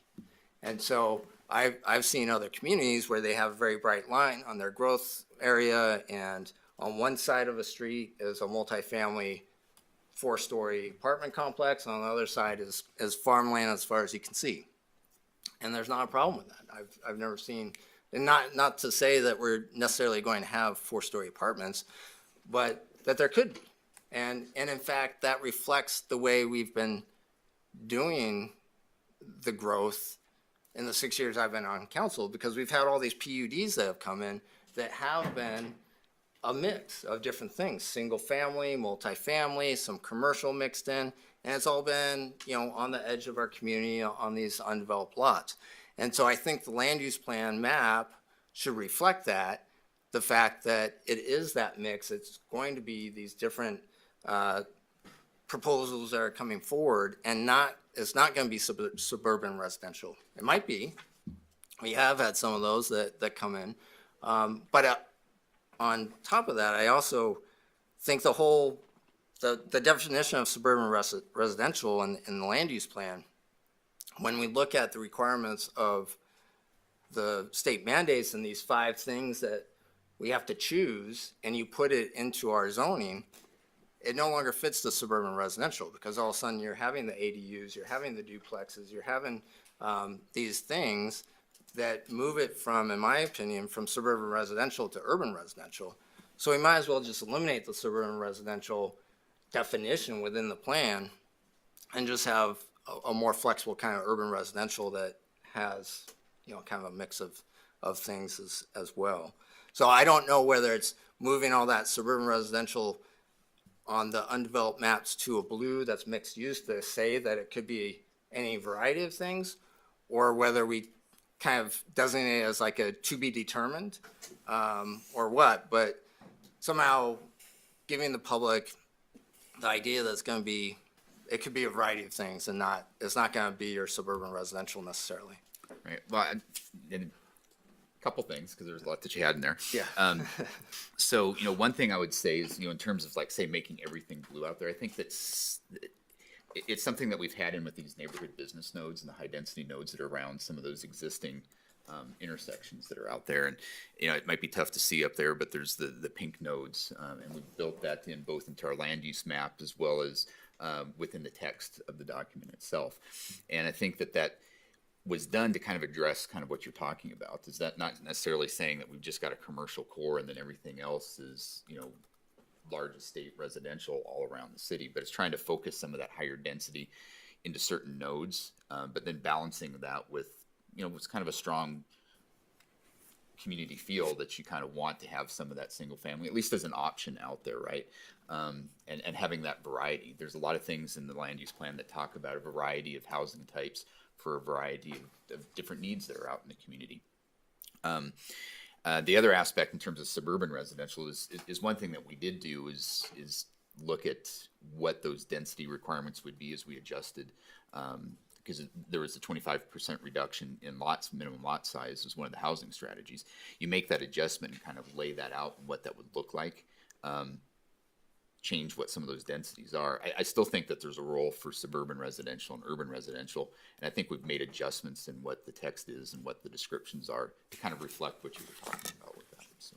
Yeah, and I guess I didn't, could you elaborate on what that difference in that role is? Because I don't see it. I did see that the suburban residential is the 4,500 minimum square lot, which I like. That's great. That's actually yeah. Yeah, We reduced I that all the way appreciate down. that. But So, there'd be a couple things going on that, one in terms of adopting that housing strategy, and we're working on the zoning update right now, but just kind of taking those, dropping them by 25%, making a corresponding reduction in what minimum lot widths are because they're smaller lot sizes. Traditionally, what we've had since probably even the 80s, I think, suburban residential was kind of capped at 4 dwelling units per acre.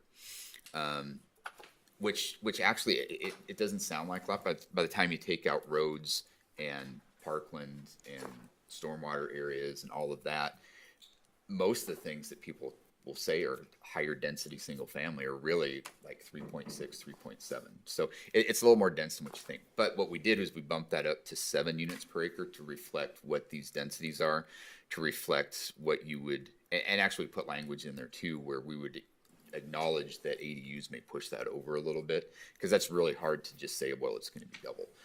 So we kind of did a couple of those things, but we made some adjustments to those densities to reflect changes, over time, because really we were pushing that 4 anyway, but made that adjustment in there to kind of reflect what you're talking about. So there's still kind of a layered system through what our land use categories would be. I agree. There probably does need to be a really holistic look at the map, but I think there should be a public process for just that. I think the map is accounted for. A lot of communities don't even have a map. We've got a map. We got a process to amend it. So certainly council doesn't have to take this advice, but I certainly know that just the map in of itself can be pretty controversial. And knowing that there's a whole, going to the West Valley Neighborhood Plan, for example, that was all done through a very lengthy planning process. So I wouldn't recommend removing that either, because there was a whole planning process that went into including that based off of, honestly, ecological zones. All the floodplain and the rivers and all that are to the east. The growth is to the west. And I feel like the city is the only one that's going to protect those areas because you can plan for it. That was going to be my question, yeah. So the city can plan for that. The plan could be amended to maybe include some more ecological things that have come to light. But at that particular time, the city actually met with every property owner there that had over 10 acres. The reality is when that farmland sells, which it will, to a developer, it's going to be developed. And it's going to develop in the county. There's now a state law that is exempt wells. So when you talk about water quality and septics, that's the issue that we have to deal with, right? And as of now, we're not seeing a lot of pressure, although we do see county subdivisions going in. We get notices because it is in our planning area. That's also the reason when we have the planning area, we then have the ability to comment on council and say, hey, this is in our planning jurisdiction. Don't mess around with that. We've got utilities there. We need to be able to plan for growth. So then we're not leapfrogging because history is all over the place. We just got to look. Those are our biggest challenges. So I feel like the city is in a position to amend the plan, take into account whether it's open space, shift densities, do all those types of things. But, like I said, there was a very lengthy process that went into just that. And there should be probably a planning process that goes in just to the map, if it should be amended or not. I think that's part of what Tronstad. It was, that northeast section probably needs to be looked at closer. I mean, growth is coming out there. But we didn't want to do that without really engaging that neighborhood, that community, even if it's in the county. That's what we try and do. So, Yeah, I guess I feel like this is kind of the crux of the whole issue though, too, right? Because, in section 8, it's, like next thing we do is the zoning plan. Well, the zoning plan needs to use this map to create the zone. So it feels like this is basically zoning light. Like this is the zones, just maybe not official yet, but that's what they're going to be because that's what the map says they're supposed to be. And so I worry that if we don't do this now, we're going to have 3 or 4 more steps that are going to depend on this that we're then going to have to go back and retroactively fix if we want to fix this. You know what I mean? I feel like we don't fix it now. We got a whole lot more work to fix it later. I also feel like the map is a big component of this plan. It's what people focus on. We just had this whole big process about this plan, but now we can't change the map because I we didn't need say more you couldn't. process. I didn't say you couldn't No, change I the know, map, but not in this process because we need a whole nother process to change it. But I struggle with that because we just had a whole year's worth of process, and the map is a big part of this plan that people focus on and they pay attention to. But now we need another process to really change the map. I would struggle say with that. I think part of what the point is there too is like we went back to going back to the idea that it's a living document, right?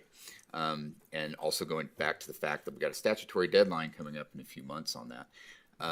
That I think that like with the housing plan, for example, and working that into the implementation, you don't have to do it all right now and then redo it again because there's certain points that you want to zero in on if they come apparent through the public process. I'd also say that, in terms of the public input that we got, it was probably much more supportive of having what's up on the map right now because that was, as Jared mentioned, a pretty extensive public process just about 12, 13, 14 years ago that established where that map was. Again, the public comment that we got would probably be more supportive of this map than doing a wholesale change to the map. I don't think that we got any public comment about people wanting their areas changed from what was on that map.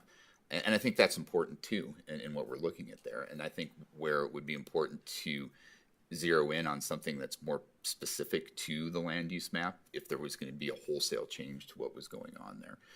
And that's not to say that it's not a good idea to do that or the right direction to go, but procedurally, I think that's where public comment and the planning commission process brought us to. Were we asking him about the map? Because I remember going to one of those and I don't remember the map. The map's been part of It what was we've had it was out all there, I remember all the housing options and the parking options and picking the ones that we wanted and all that stuff. But I really don't remember the map or discussions on rezoning. That was being certainly part of and I think part of it was that it was never intended to have a wholesale change to what the map is because it really has been a fairly recent planning document. It's nothing that's new there. But it has been something that's been out there because it is an important part of the land use plan and it was part of everything that we were doing there. But it wasn't something that we were highlighting saying, oh, we're looking at changing everything here. And honestly, I think if we did, it probably would have generated I guess the answer, the map's always been there. We didn't propose changing it. That's the answer. So, and even when we do the zoning districts, none of that's changing. It's minor text amendments to reflect, lot size. So the zoning will still line up with all the land use categories regardless. I would say a wholesale map change pretty much changes half the zoning ordinance. You might as well get rid of half of it. So is that what, I mean, that's what you're looking at. So if you go just urban mixed use, It's dangerous. I mean, so that's, Maybe. so right now they tie in and they're supposed to.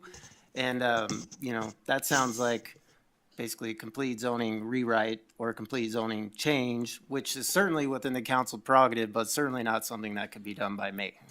But I struggle to see that because we currently are seeing development come in with PUDs and stuff that have the variety, and all we're saying, or at least all that I'm trying to propose, is that on the undeveloped lands, we have a map that reflects what we've actually been doing, which is a greater variety in the suburban residential, which on the map, it's all suburban residential. And I know there's those nodes, and I actually have a problem with those nodes because they're too far apart, and I actually don't, I want to see more flexibility with commercial and developments in terms of, you know, they don't have to be at these kind of widely dispersed nodes.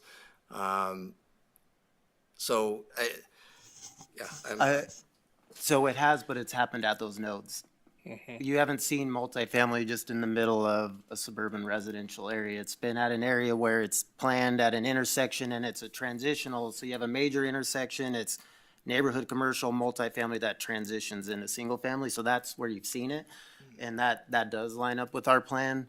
And other areas we haven't been able to support it because it's single family zoning. Although dense, what you're seeing is, it may be yellow on the map, but that's more dense than downtown. People always say how dense downtown is. The new developments are more dense than downtown. So, you know, a downtown lot is 7,200 square feet. We're talking 4,500 square feet. That's a lot more dense as it goes on. So we're not, I think the idea that it's this sprawl, residential sprawl like California or Texas is not really what you're looking at. It's a whole different scale. We're not building a 10,000 house development overnight. You know, you're looking at hundreds of units at a time. Now, certainly, I do think there can be more of a mixed use component to what we're doing, but I just get very cautious with touching the map in certain areas, knowing that there's property owners and have different visions. And we've just always tried to involve those property owners in something like that, knowing that we haven't had a lot of controversy with the map in general, other than, you know, tonight, obviously there's some direction that maybe we want to look at some other things, but if we had just turned the whole map blue, for example, I don't think we would be sitting here tonight. I mean, there's going to be controversy. Thank you, Your Honor. I guess I'm sitting here and I appreciate your comments and I really do. But also sitting here, growing up in this community, I think looking around this room, Jed, you might be the only other one up here that's been here as long as I have in this community. And seeing what it was when Evergreen was going to be Kalispell and all of the business, the number one traffic loaded business intersection in northwest Montana was right out there where Snappy's sits. And we had all the box stores going out there. Everything was moving out there. Kalispell was going to be Evergreen. Those box stores invested into those properties out there, knowing that there was going to be some zoning protection for them also, as they put in a lot of money into these buildings. When Evergreen pulled out of that deal, look at Evergreen now. It's Evergreen with 17 pot shops in a very short distance because there wasn't some kind of zoning document that we could look at. And now you see, when I grew up, I live in the house that my grandparents were in, and I could look across the hill and see Big Mountain. I can't do that now. We'd get to the bottom of the hill, and there was no FVCC. It was pretty much wide open except for the apartments there at Reserve and the highway, right? And now, because there's that zoning, that's what brought in a lot of those businesses and gave that protection to them, because they knew, looking at a map, it wasn't just a willy-nilly hodgepodge. It was, this is where it's going. It was planned. And I get a little worried when we start to say, well, let's just make it all blue, because now you're going to what Evergreen had, right? to that kind of more of a loosey-goosey type. So that's why I get a little bit concerned with that, right? And I totally get we can adjust these things, right? But we just start making wholesale major changes, we're gonna have an uproar. Those that have been on council, just even in the last 4 years, you've seen what that looks like, right? And it is I've been in this room when it's full, standing room only, out and around the corner. We had to open up this room so they could watch. They were down out and around the hall this way.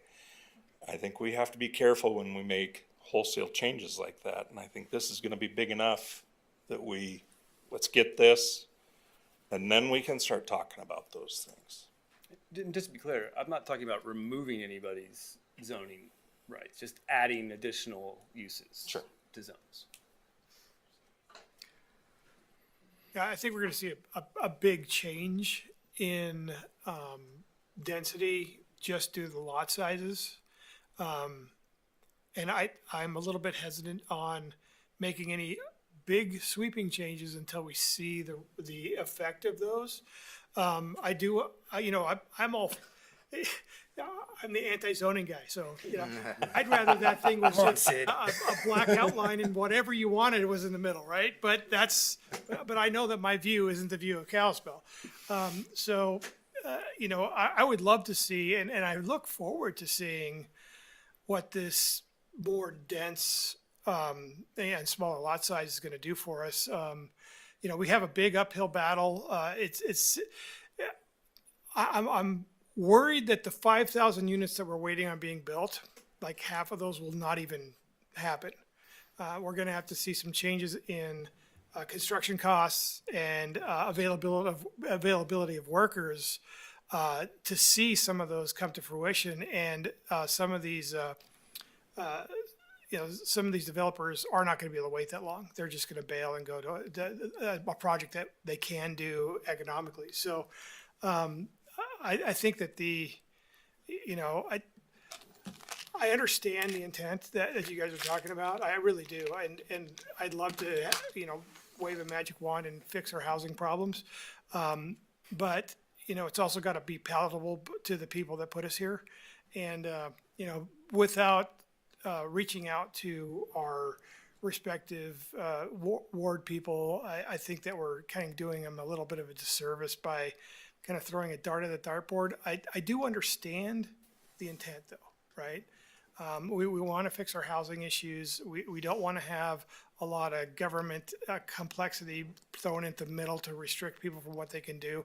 But on the other hand, the one thing that really makes me happy is we did build into some of this the drastic changes in density from a neighborhood to neighborhood. And I love that gradual thing. In fact, that was one of the things that happened with Tronstad that I was worried about with this new process. We saw the plat. We saw that it was equally as dense throughout, and it abruptly abutted much larger lot sizes next door. And I'm really happy with how that changed we looked at that and said, well, we want to look at the zoning again.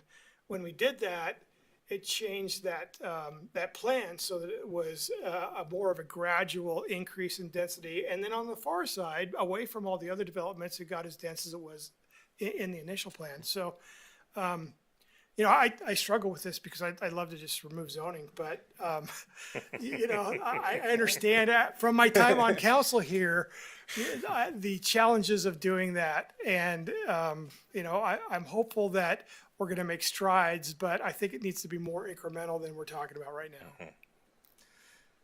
Yeah, and for the record, I'm not proposing like doing away with zoning. I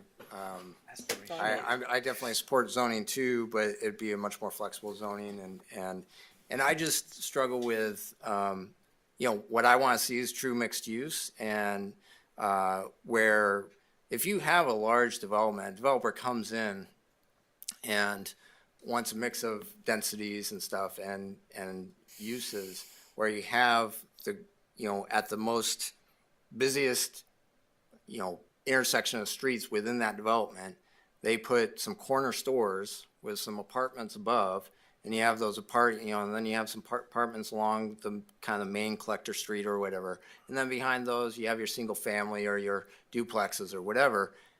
That we have the flexibility to do that without it, going and saying, well, it doesn't really fit our map. Our map says, the commercial's got to be over here, and it's suburban residential, and this is too dense for that. And that's what yeah, you could do a PUD, but we're doing that anyway. So why, if we're okay with it, then why not Streamline. make it clear in our plan that we're okay with this type of development, and you can come to the city with those proposals, and it's not a big process for it. And I get what you two are both saying, right? I totally get it. I also know that many times we've had public comment with the developer in the room, and the neighbors are just like, no way, we can't, we don't want that. And the developer hears that, and they go back and they modify to respect that public comment. And so with a PUD, I think we still can do that, and it allows for that. Will a PUD, they'll still get public comment? That's how we're interpreting that, yes, because it's a part of the zoning regs for that, yes, somebody's got a PUD, it would be the normal process that you would see. Okay. I mean, I totally agree. We do need more mixed use and urban mixed use. I have no problem with that. It's just, it's a very sensitive to the planning and the planning processes in the city and the valley. And I don't think it would apply everywhere either. I look in our annexation boundary, and there's a lot of existing county neighborhoods and stuff that have zero interest in that. Even because you want them to annex into the city when their septics do fail. Sure. So I think there's a place for suburban residential for county properties that are annexing into the city and things like that. But there's certainly areas where you could look at it, and those property owners may already have that in their vision. Because yes, we got to make sure zoning, we got to reduce vehicle trips, and we need to do these things. We need more complete neighborhoods and all that. But we have been getting there regardless, like you said. But I just get very sensitive to touching the map when I know that in and of itself is a planning process that needs to happen. And to be clear too, I think that it's important to understand that we don't prohibit that type of development right now either. It's allowed in most of our zones, and some of that still comes down to what a private property owner wants to do on their property. It's difficult for us to dictate, you can't build single family homes, you've got to do X, Y, and Z instead. And I think some of that was even reflected in some of the legislative bills that came through that were mandating that you needed to allow mixed use. And we were saying we pretty much allow mixed use in probably about 60% of the city as it is, because we allow that in commercial zones. We allow that at least with mixed office and RA2 and through PUDs. So it's not that we don't have that built into our existing land use documents, but it's still something that the community needs to want and that private owners want to develop. Yeah, I would just say, in terms of existing neighborhoods in the county that are at that suburb, we can zone that for suburban residential. I'm talking about the undeveloped land specifically. And nobody's saying not develop, single family homes. That's not, I don't think anybody's saying that. I'm not trying to prevent that, right? I'm not trying to prevent any uses, quite frankly. I'm just trying to add allowable uses as much as possible. And when I say the whole map, obviously that's exaggeration and aspirational idealism or whatever, but as moving to that goal is what I would like. And that's what the people I was talking to were they wanted more flexibility in our building codes. And so if we can make that more apparent or more obvious, if it's not hidden in the code that, that's an allowed use, but you have to look and find that it's an allowed use to be able to apply for it as an allowed use. If it's clear that you can do this on this property without having to dive through the regs, I think that we can streamline things and make it easier.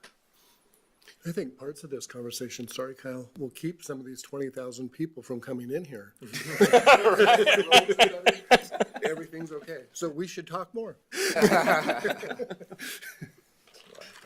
Just a couple of questions. Obviously we had a big one there, and I'm glad we're having a couple of work sessions. I know that there's that balance between trying to find ways to be honest with everybody, but also incremental change. I mean, not upending the entire cart, but also making sure that we have maps that really tell us what our uses are. But I had a couple of other items which I was really sort of came up in public comment, which I just sort of wanted to bring up and just raise. One is it's about chapter 5, which is the economic development section. The economic vitality of the community is listed in the vision statement and comes throughout the document, but that chapter felt really sort of thin to me, and it didn't really cite, and I thought Ms. Wordla actually pointed out a couple of things like opportunity zones and being able to list out or map out some of those things that already exist within the city that are actually available for economic development. And also just sort of what economic development partners might be. We talk about having a study, but it's not really specific who that study would be for. If there's ways to put some teeth into what the economic development or how to make economic engines or where those zones are available in the city, I think that would be helpful. Another comment I have on that is that some of the, just reading through the documents, when we talk about tax increment districts, it seems to end up being just talking about the tourist increment district. But we actually, I mean, Montana State Code has a whole list of business development districts that can be evolved, and it would be great to see that we are citing the other options that might be there versus just the tourist district. So I guess that was just the economic section. Felt like it could be just sort of have a couple more keys of what those drivers or opportunities are, including things like the opportunity zone.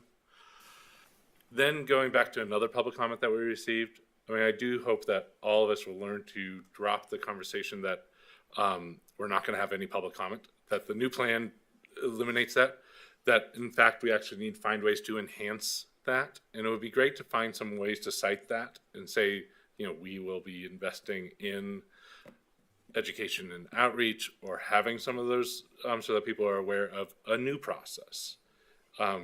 We are changing a process from what people have been used to, but it'd be great to make sure that we have an investment into communicating what the new processes are.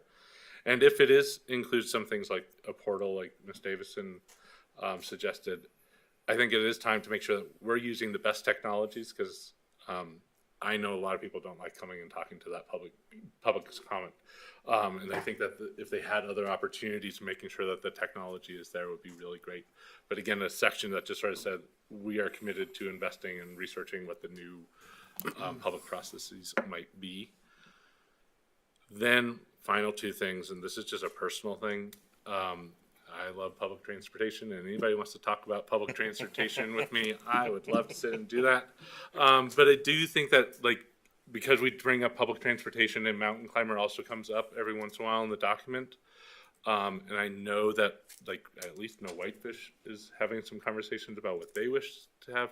It'd be great to see if we had something that's cited that we would look at what public transportation or public transportation authorities might look like, or something that would cite into that we are looking at regionally, but again, maybe even with the two other cities that are looking through the same process. Is that part of our transportation plan?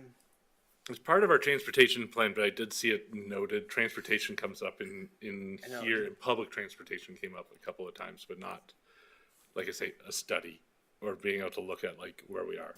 There's a couple of things that say a goal of needing more, but not like saying we should have a study for more. And then finally, one other, and I'll see if I can find it. I had a question, I guess, for staff. It was about the broken window. Section 4.1. I was just gonna say, yep. Does everybody else know what I'm talking about? Yep. Can staff please explain that broken window, the standard or what they were referring to? And So help me if somebody knew what page that was. yeah, so I mean, there's a theory through law enforcement that, you know, if you let the little things go, like the vandalism, the broken windows, graffiti and stuff, then it tends to steamroll a little bit. So it's trying to have more community engagement to try to address some of those things before they become bigger issues. But it's kind of a term that they've used as, broken window enforcement or whatever, so that you would focus some of your efforts in preventing those things from becoming larger items. Made famous by Rudy Giuliani in the early 80s. I guess my concern about just citing broken windows is it also doesn't talk about other building standards that are available that address sort of similar issues. Just a second, let me see if I can pull up the page so I can get my note. I still don't know if that belongs in the document at all. I guess was a little bit of my question as well, Mr. Walker, was we're citing one enforcement strategy with that broken window. There are multiple other standards. I guess the one that I was thinking about was crime prevention through environmental design, which was actually cited in our Parks and Rec plan, which is sort of talks about having open design. So I guess my question was specifically about the broken window. When we cite just one policy, there's other policies to be considered. And I think it's a pretty narrow policy that the broken window is based off, and it's not really explained there. But there are things like CPTEDs, which is the crime prevention through environmental design, which are also recognized standards out there, which, since this document can end up being turned back to look for those standards, I think it would be great to have more definition than just the broken window strategies, have more definition around that, or use something like the crime prevention through environmental design. And hope that maybe that's a suggestion that maybe when we come back to some of those conversations to see if we wanted to look at that section. But it just stood out to me as a really specific example, but not in the larger sense of the policies Right, listed. and it does kind of bring up an interesting point of discussion too, in terms of the land use plan. I mean, the land use plan isn't the policy for every department in the city, right? So, there's going to be a parks plan that you guys are looking at and everything. This is intended to define exactly how, say, like the police department is going to do enforcement, but it set those broad guidelines. So it might be something and maybe that term got too specific, and maybe like exploring, alternate enforcement means. Broader language there might be more appropriate, because I felt Right. like getting into that policy is a very specific policy, and we're not listing other policies there. Better leave it up to And Jordan. it's in the policy section. Right, So, and I like then that. something like that that's broader could then be a support for, say, the next time the police department looks at some of their procedures and maybe how they would something there, or whether it was them or fire department or whatever it is. But that's where a lot of that, this plan is really broad in a lot of senses, a little aspirational in some senses. It's supposed to provide, guidance, and again, it's not regulatory. Especially in terms of land use, anything that we do is supposed to be in substantial conformance with what the plan is. But yeah, there's a definite balance between wanting to be specific, but recognizing that it's not all encompassing of everything that the city does and all the functions that the city does. It's pretty applicable. You may recall, probably one of the more controversial things the last 2 years was the outlying. That ties right into that. So it's, do you ignore it or do you address it? And really, that's what that policy is about. It's about what kind of community you want to be. I mean, community growth and design, none of that matters if you let the little things go. So really, that's what it comes from. It's a holdover from the last growth policy. But yes, the environmental design thing is definitely something I'm interested in. And I know a lot of communities, especially when it comes to parks and parks design. So that would definitely be something that we could take a look at too. Thank you. So, yeah, Mr. Lethbridge. Hi, everyone. Welcome. Thank you. Good to be here. I just want to start by saying that this is a ton of work. I had a lot of fun reading it today. Thanks to my law partners for letting me negate my other responsibilities. So thanks to the staff, thanks to the Planning Commission for all of their work putting this together. It's really humbling to see this data, humbling to see how many people are going to be moving to the valley, how fast it's growing, and how different Kalispell is going to look when my kids graduate high school. Very similar to how you remember it growing up. And so as this is both comprehensive, and there's a lot of specificity in here. There's a lot of ambiguity as well. And so as we go through these chapters by chapter, I look forward to kind of dialing down a little bit more and being able to shape it in a way that makes a lot of sense. But I think about my favorite part of Kalispell, which is Ward 3.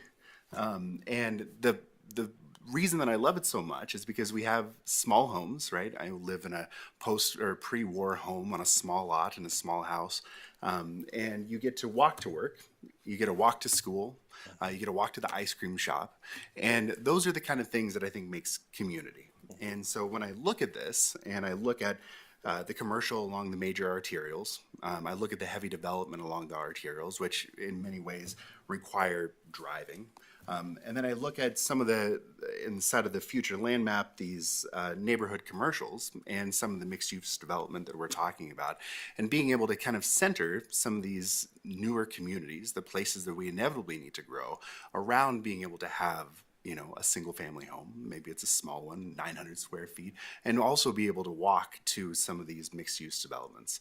I'm hopeful that Kalispell can continue to grow in that way that many of us love it.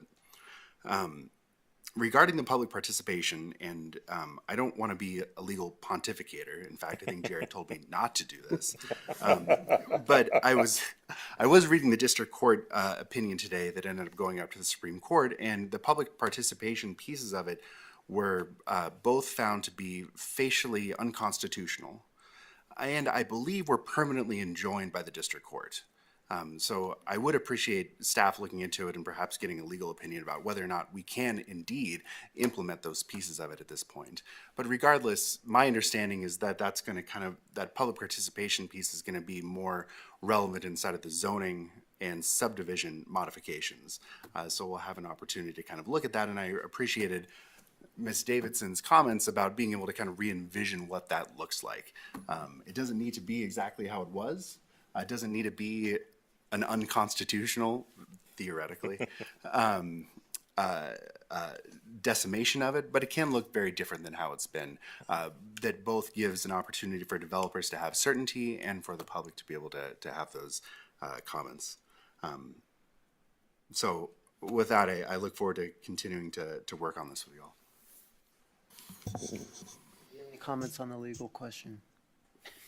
He's not, well, we've been dealing with all the directors and across the state. I will say that they're all on the path forward to adopting it, but certainly it's a good question. I'll follow up obviously with legal as well, but based off the conversations we've been having with the other directors and the league and all that, what are you? Yeah, well, first of all, you summarized it pretty well. It was enjoined at the district court level. I think that they did a little bit of forum shopping to bring that case up through there. There was an interlocutory appeal, so there's a lot of procedural history that goes on with that. I think the bottom line right now is right now the law on this, or at least in terms of the district court opinion, it ruled that was unconstitutional with the original version of 382, which said that you didn't have any notice that went out at all. The 25 legislature modified what the state statute was to allow for a public comment period. So the current statutory scheme isn't what's really being contested at the Supreme Court level. Until we know what the Supreme Court rules on and what their decision is, it's kind of tough to formulate what our public outreach and public comment and notice and so forth would be until we know what the Supreme Court says we can and can't do in that situation. And then off of that, it would depend upon what the legislature did, because they're looking at this as well. So it's difficult to see how that would necessarily come together. I don't think that, again, there's no reason that you would hold up the land use plan itself, because the issues that are at question are really primarily about your zoning regulations and your subdivision regulations, and not even the entirety of those. It's just the public process with conditional use permits in your zoning, and then the subdivision reviews that are going on. So I think where the rubber starts hitting the road is when you get to those regulations, not with the land use plan. I'm gonna bring it back to land use map. Because we shifting away from the discussion of the mixed use and the suburban residential stuff to the question of the northwest area and the habitat and stuff. just responding to the comment made. We're not gonna wait till chapter 6. What's that? We're not gonna wait till chapter 6. Yeah, no. The environmental section, Yeah. no? All right. Oh, we'll do other things there, but just that the idea. So you talked about like putting into it some protections and stuff, but I guess I'd be curious what you're thinking there, because the habitat they need is the farmland with the pothole wetlands. And so unless you're doing minimum lot sizes of 80 acres to ensure that you have farmland that's viable out there, there's no protection within an urban setting that you could do that would make the cranes viable. And I understand that the county at risk of destroying it as well from kind of low density development, but the argument that we should destroy it faster and more thoroughly just because the county is going to do it isn't an argument for me to include it in our urban area and allow for it to develop. So Can we not put better restrictions or more restrictions? the only restrictions you could have is don't develop it, leave it as farmland, which we can't do. I mean, we're not going to do that. We're not going to pull something into the city and say, leave it as is, which is Declare it environmentally sensitive and require extra scrutiny before development? what would you do? There's nothing you could do. If you're going to develop it, you destroy the habitat. So I think what the purpose of leaving it out and justifying it because of the importance of the habitat, you're starting that conversation in the community and you're saying, this body, this governing body thinks it's so important that we're not going to go there. And hopefully the community and the county, and I know this is dreaming, but the county commissioners will say, oh, hey, wake up, and that this area is worth protecting. Maybe the community rallies around that. There's an effort to do more to get the politics aligned to protect it, but I don't want to be responsible. I don't want the city to be responsible for destroying this habitat and pulling it in. And even if you designate it as important, you create some parks and stuff, it's still going to destroy it because they need that whole 4 square mile roughly area for feeding and resting and so on. And it's important to note, this is not like just some wildlife habitat. This is sandhill crane habitat is at this level with hundreds of them is unique for the Rocky Mountain West. I mean, they have them down in New Mexico and some in Colorado and stuff, but this isn't happening in a lot of places, this kind of migration of hundreds of cranes. And then you go out there and it's not just cranes, but all the other waterfowl. It's an incredible spectacle. And I don't want the city of Kalispell to be responsible for destroying that, even if it may get destroyed without us. Mr. Fisher. I love sandhill cranes, I get it, but the only way to truly protect that area is for a conservation group to purchase that area. Conservation easement, yeah. An easement, otherwise you're stripping the rights of some farmer who's busted his ass for 60 years, decides he wants to sell that. In my opinion, no legal opinion, nothing here. Former county employee.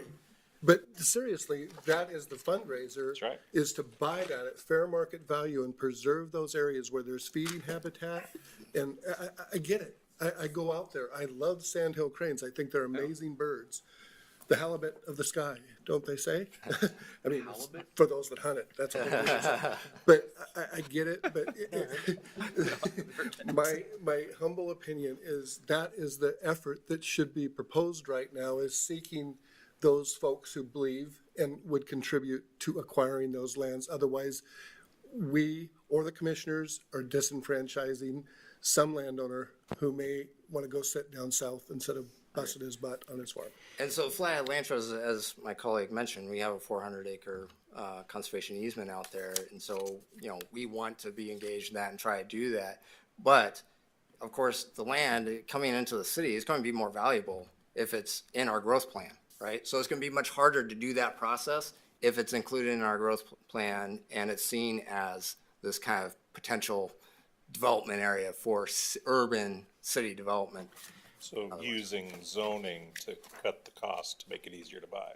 I think using our growth plan to say we're not going to be involved in destroying this area and that the community has an opportunity to, rally with ours kind of showing the way that we're the first step to recognize this area as being ecologically significant and not something that we want to see developed. Which brings me to another high-level question. West Valley Planning Zoning Area, how have they spelled this out, and what would be the differences of their current plan, which they implemented how many years ago?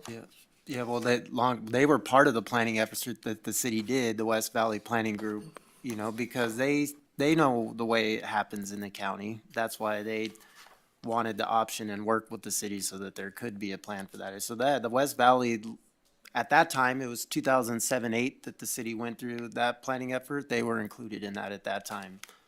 So, as well as, like I said, all the property owners in that area that had over 10 acres, including the farmers at that time. So, like I said, there was an extensive planning effort that went into just that. So once again, I feel like it's not as easy as just saying like, nope. Like there probably should be a planning effort to say nope. Because there was a planning effort that went into that at that time about how, just how we see things. It's not as easy as just an X because, it's been there for quite some time, almost 20 years. And, there's gravel pits out. It was kind of extensive. There's gravel pits, sand and resources protection, gravel pit protection, as well as, the future growing of growth in the city. Ironically, going back to land use, they thought we'd already be there at that time. We haven't gotten there yet. I don't feel like we've got enough infill to happen in our annexation boundary that we don't need to get out there. So there is time, but certainly I support what council wants to do, but I'll just say there was a pretty extensive planning effort that went into that at that time. Thank you. And to add on to that, I think it's important to understand that, Kalispell is an entity onto its own, and there's an interaction here between, the county and the other cities as you're looking at this. And I think that, especially if you live through some of the planning stuff, and Sam kind of hinted to it a little bit earlier in the 90s and early 2000s, there was a lot of, even conflict between the county jurisdiction and the city jurisdiction and how that came together. A lot of like our annexation policy, we really started developing annexation policy back then because we wanted to encourage people to come into the city so that you could get developments on sewer instead of septics out there, for example. And, honestly, a lot more lax attitude towards development in the county than you saw in the city. And so there's a lot of efforts to do that. And I think that you kind of see that playing out here. If you really want to protect that area, then you want the city to be engaged in that area. You don't want to turn your back on it. And there's a couple reasons why you can see that. And, one is when it's shown within our planning jurisdiction, the county reaches out to us to ask for comments on projects that are going through. And there are projects that are going through. There's subdivisions that are happening out there in the county.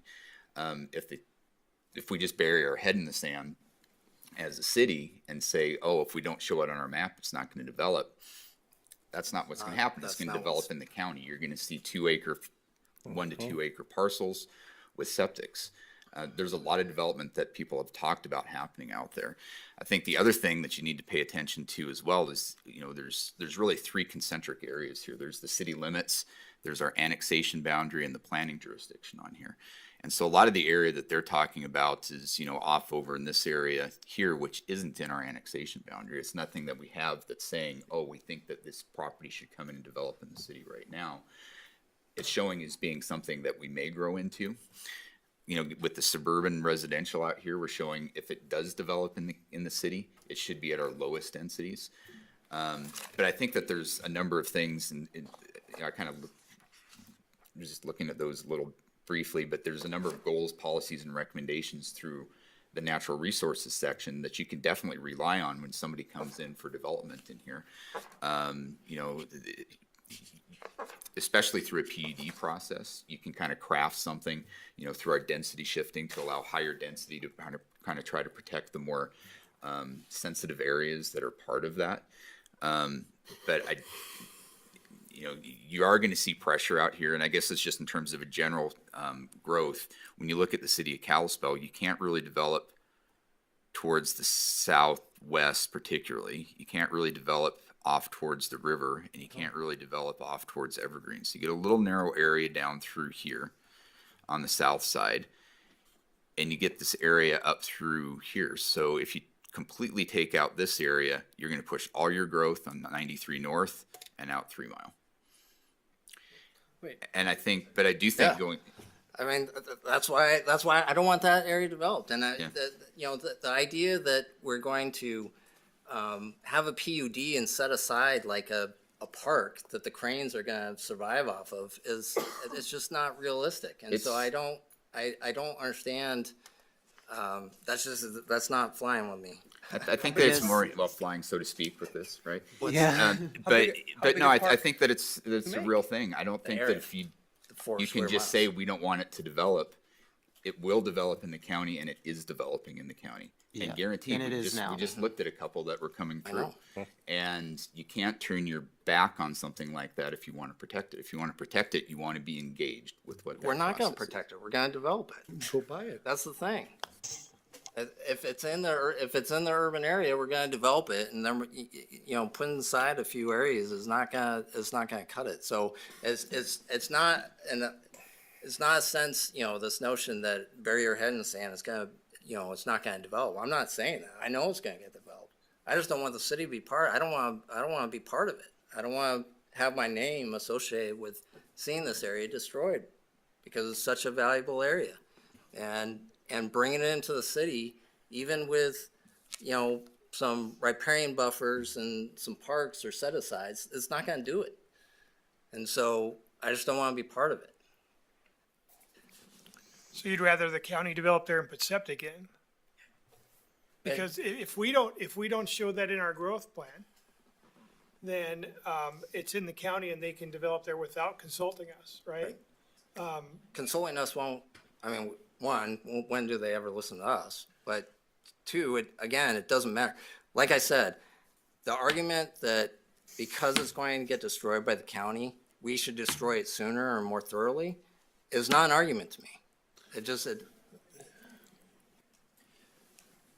Going to the legal part, so state law actually does require the county to listen to our comments, and that was a case going back actually to where Costco is now.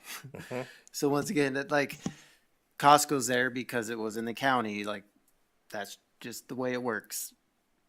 People wonder why we're there. It was approved in the county. There was a Supreme Court case. Because of that, now county is also required to listen to the city when something's happening in our growth boundary. So that's why they notify us, and anytime it's against our growth policy, I write a letter saying this project should be denied because of this, and this. It doesn't always equal a happy conversation between us, but, we provide it, and that also gives the community that is aware and being vigilant, they will grab onto our letter as well and use that. And it's really based off of our growth policy documents, so if that's the argument, then let's create a zoning designation that's Ag 80. Put it on the future land use map for that area, Ag 80. And then we can comment to the county that this area should remain agricultural land. I think we're having a little bit of an interesting discussion here because we're trying to fight over which government entity should own this. And the reality is it should be no government entity. It should be a conservation easement. And that is held by a private entity, which is the real solution that will protect this area, right? So it probably warrants further discussion, but I don't believe that having it owned by either the county, city, or whoever, as far as a governmental, we don't have a great environmental, story that goes along with Kalispell. We're interested in economics and growth and providing housing for people and things like that. We're not really built to be an environmental agency. Even though, there's parts of the government that do that, but the ones that are really effective are these private concerns. And really, some activism there to get this into the hands of one of those entities that will protect this land now and into the future by taking it off the board as far as being in anybody's growth plan is the real answer. And, I know this is it sounds like a little bit of a cop-out, but if you really want to protect this area, that is the 100% way to go. I would like talk to some entities like PERC out of Bozeman that will assist in finding and putting this together and having people that will protect this area. Now, I'll have to tell you that one of the greatest things that happens to me when I'm out there fishing is when I see one of these birds, when I hear them do their call. It's amazing. I don't know if you've ever heard it. I want to protect them as well, but I don't think that zoning the area by either the county or the city is going to get that done. It's going to have to be something that's taken off the board by a private entity and say, no, this is ours. You can't, city, county, you have nothing to do with it. This is our protected land. And that's up to the landowner, right? This is private property. People are talking about somebody's private property. Right. There's private property just beyond the yellow on that map. We're not including it in our growth plan there. So the fact that we're including it in or out of our growth plan has nothing to do with whether or not it's private property or not. We're just saying whether or not we're designating it for future, bringing it into the city. That has nothing to do with whether it's somebody's private property or not. It's still going to be private property whether it's in our growth boundary or not. I think we're kind of talking circles here. Yeah, I do too. Yeah. So I would just add to that the 100-year floodplain, the same argument is there's no point in bringing a 100-year floodplain along the Flathead River and their parts in their evergreen into the city growth boundary, because I don't think we should be developing in a 100-year floodplain either. But I will move on. One other thing that I wanted to bring up that's kind of a bigger item is this idea of entrance corridors and the setbacks for entrance corridors. And there's a concept in urban planning about enclosure, and in fact, it's referenced in our plan, policy 7, I think, I think it's on page 32. That a street feels comfortable for people and is attractive when you have the sense of enclosure from buildings. And there's a ratio in planning of ideally 1-to-1, which is the width of the street, and a building should be as tall, but a very minimum 1-to-3, which is the building should be at least a third, basically, the width of the street. And so that 1-to-3 ratio, when you take our main street's about 84 feet in width from building side to building side. It's about a 2-story building that provides that sense of enclosure.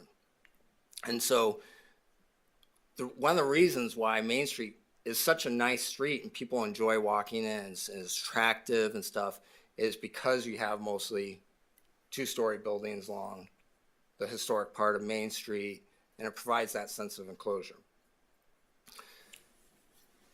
I think a lot of people would agree our entrances, North 93, South 93, doesn't feel nice the way Main Street feels nice. Feels very open, very sprawling. And I would say part of the reason for that is because you're lacking that sense of enclosure. And with our standards, we have these standards for these setbacks and these kind of trail systems, and it's supposed to be greenery, but that pushes the buildings further off to where you're going to have like 200 to 300 foot widths between buildings, which under this kind of ratio of sense of enclosure, you would need 6-story buildings to even get the minimum sense of enclosure on that. And it's talked about in the land use plan about these setbacks being kind of like a trail system that people would recreate on and enjoy. But I don't think that's realistic because it's Highway 93. I mean, it's loud and traffic and people aren't going to enjoy it.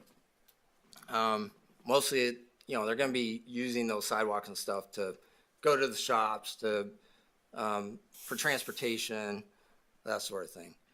And so I take issue with the setbacks. I think it just pushes that openness that eliminates that sense of enclosure. You don't gain anything. You can still have some street trees, just like we do with any boulevard, you know, on a narrower sense.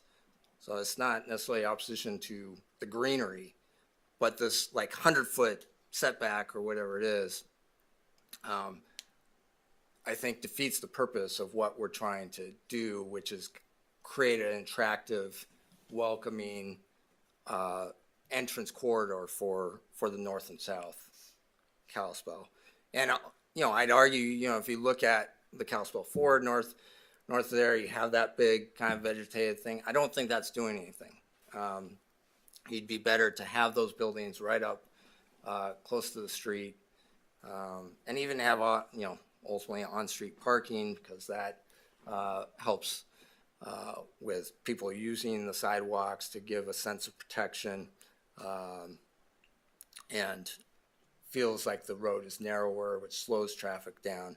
But this idea to, well, it gets into transportation. I won't go there. So that's just some thoughts there. I'm opposed to those big setbacks, entrance corridors.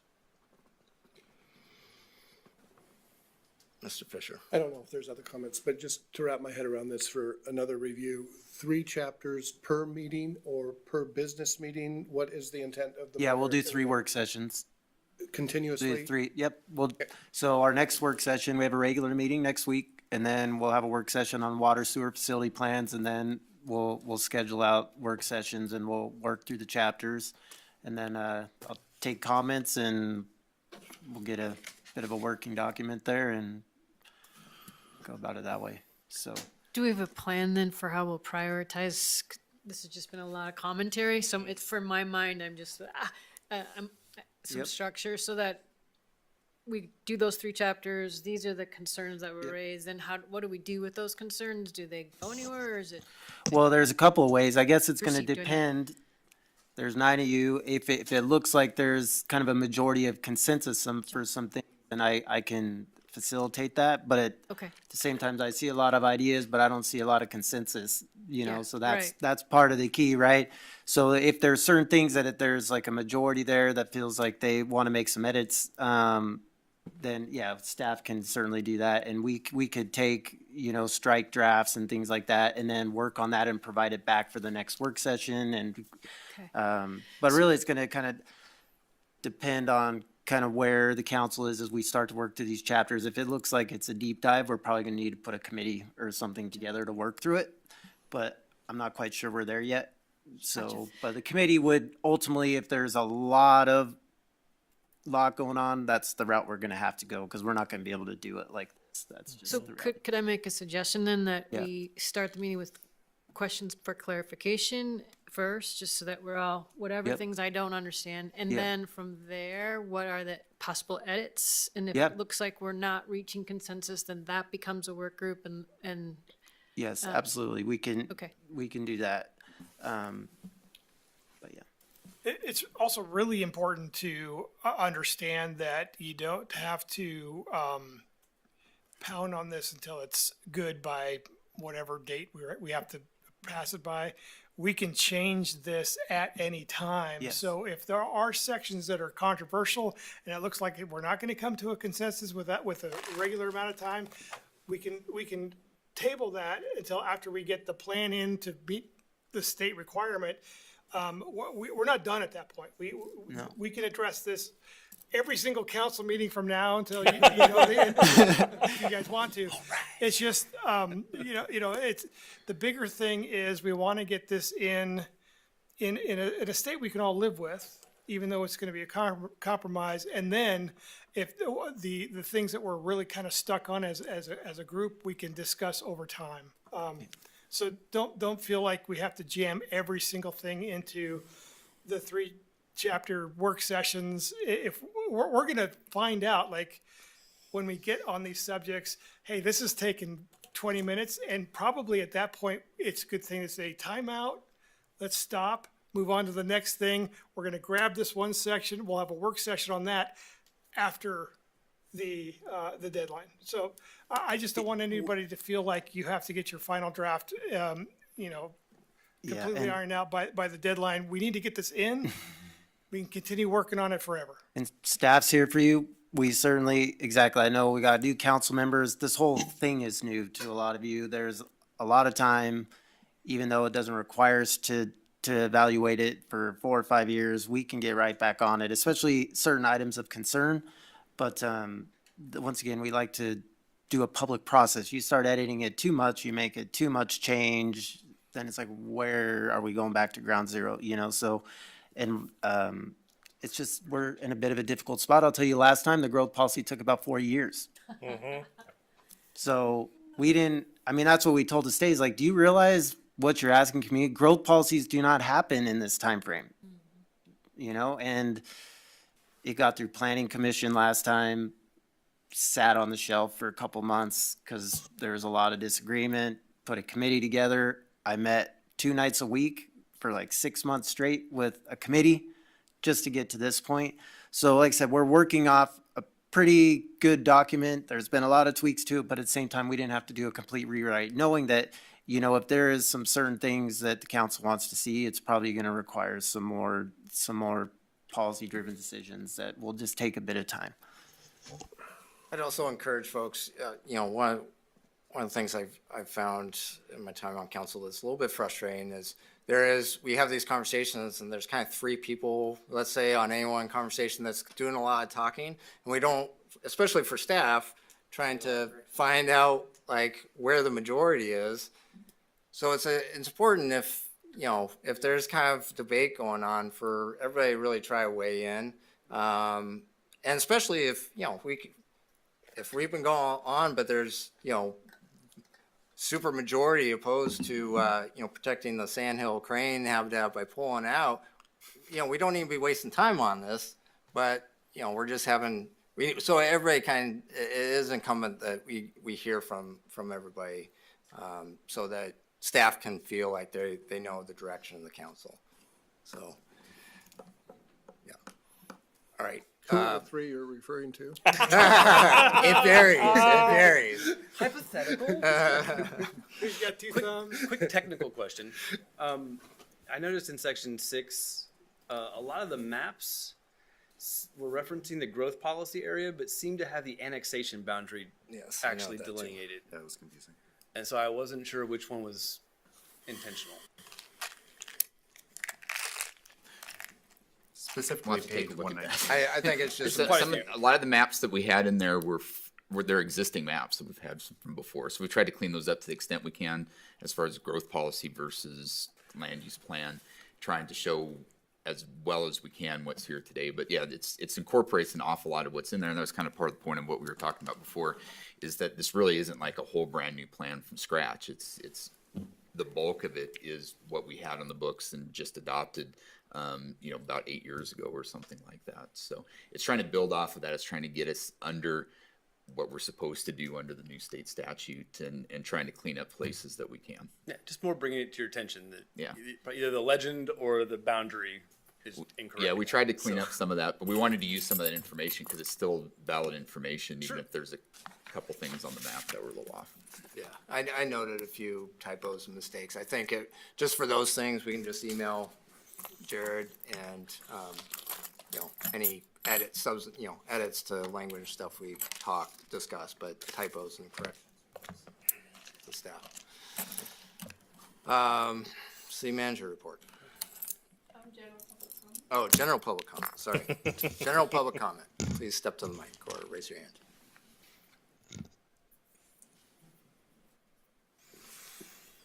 Long night. Okay, now, city manager report. Let's see here. I think I'll keep it quick. All right, I am going to Helena on Wednesday for a meeting with city managers and mayors. The mayor will be there as well as he'll probably mention another meeting just in regards to coordinating the next legislative session, starting to get on the same page with the city's Big 8, knowing what some of the priorities may be. I think this land use plan may be one of them, as well as some of the tax law changes and things, but just get an idea of what other cities are thinking and start to, not only for myself to meet a lot of new people, but just get an idea of where we'll be headed here the next year or so. do have a meeting at next week, do have a number of planning applications that we'll be going over, pretty straightforward. And picture next week, so wear your finest. Everybody be here? No. Oh, man. I'll be in California picking up my mom. I thought it was tonight. I must have misread. Yeah, well, You can Photoshop me in. Well, this could be fun. the next one, How about the next meeting? It will be a work session, but Yeah. Oh. just dress accordingly. on the 9th. I'll reschedule. I'll come next Monday and leave Tuesday. Are you sure? I'll change it. I mean, we can change it. Nope, that's okay. It's just picture. We just gotta update the website. Put some new faces in there. That's all I At the got. beginning of the meeting Yeah. and not at 10 o'clock. Yeah, yeah. Fair enough. If everybody came in a little early. Yeah, 'cause it, yeah. Leaving. Everybody's looking at me. Yes. Okay, council reports.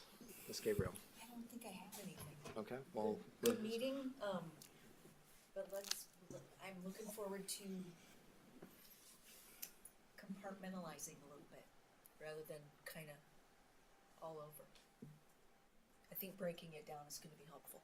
Yeah, I'll second that. There's a lot of information. But again, thank you, staff, for the report. It's been good. I'm looking forward to more of this discussion. This is what we're here for. So looking forward to it. I've got nothing. Well, I haven't properly thanked the staff. It has 500 pages almost. Yeah, wow, just a small. So I do want to make sure I extend my thanks, as well as if I have a question, I've been reaching out to Jared or whomever, and I get a response back, and that's been really helpful, because I have a lot of clarification questions before I can even get to the analysis and what. So in answer to your question, one of the thoughts, Ryan, that might be helpful as well is time blocking and saying, okay, I see we have an issue here, the Sandhill Cranes, I'm going to time block this, and then I haven't heard from these folks, so, and let's just stop it. If that's important, that would be really helpful for me, I think. Because I feel like I'm still in this learning phase where, well, I probably should go home and read before I say anything else. So that would be helpful for me, just some of that structure. And I think the only other impression that I have that I'd love to share out is I know there are a lot of different perspectives on this. It is pretty consequential that we're the first city in the first state to be doing some of these changes in terms of public comment. And I think what has been stated in terms of education, I do, not that the staff needs one more task, but I do think in terms of educating, managing expectations will be helpful for people to understand what that means. And as Kyle said, and also saying that's the change, here's how it's going to change, here are the opportunities. I think that would really help all of us as we go through, because when I share with people, even now, and when they don't know and they don't understand. And so I really do think it would be worth spending some time on how we get that word out there and what it means and what are the opportunities. Because as even I heard more tonight, I learned, it's not exactly how I had perceived it either. And I'm supposed to be helping people understand it. And I realize I think it would be helpful to have some guiding documents for that. I want to echo, thank you to staff for all the work on this. I mean, years of work to pull this together. It is great to be able to do that. It's an opportunity just to have a summary document that we're looking at. So thank you for the large effort and all the public engagement. I think that's amazing. Agree with Ms. Blanca and echoing. I always encourage people, we need to just have the mentality of this is the boat we are in, and this is how the boat works. Instead of being like the boat used to look like this, I think it's better to be able to talk about what we want to be and to be in that ideal state. Mr. Dowd, thank you for your comment that if conversations are just too long, that does warrant future study. And that's something we can put into the document to move us forward, but know that we have the next 4 years, because my largest thing is that all of our names end up on this document. And so there is a responsibility that we all have for what the public process is, for what is in it. And even if we are just at an honest agreement that it needs more conversation in the next 5 years, that's a definitive decision. And then most importantly, welcome to the deep end, Mr. Lethbridge. And thank you for helping represent Ward 3. My pleasure. I just want to extend my appreciation to all of you for letting me join you all. There's a lot of challenges and opportunities that the city faces, and it's my pleasure to be able to work with each and every one of you to figure out what those are and figure out the best solution.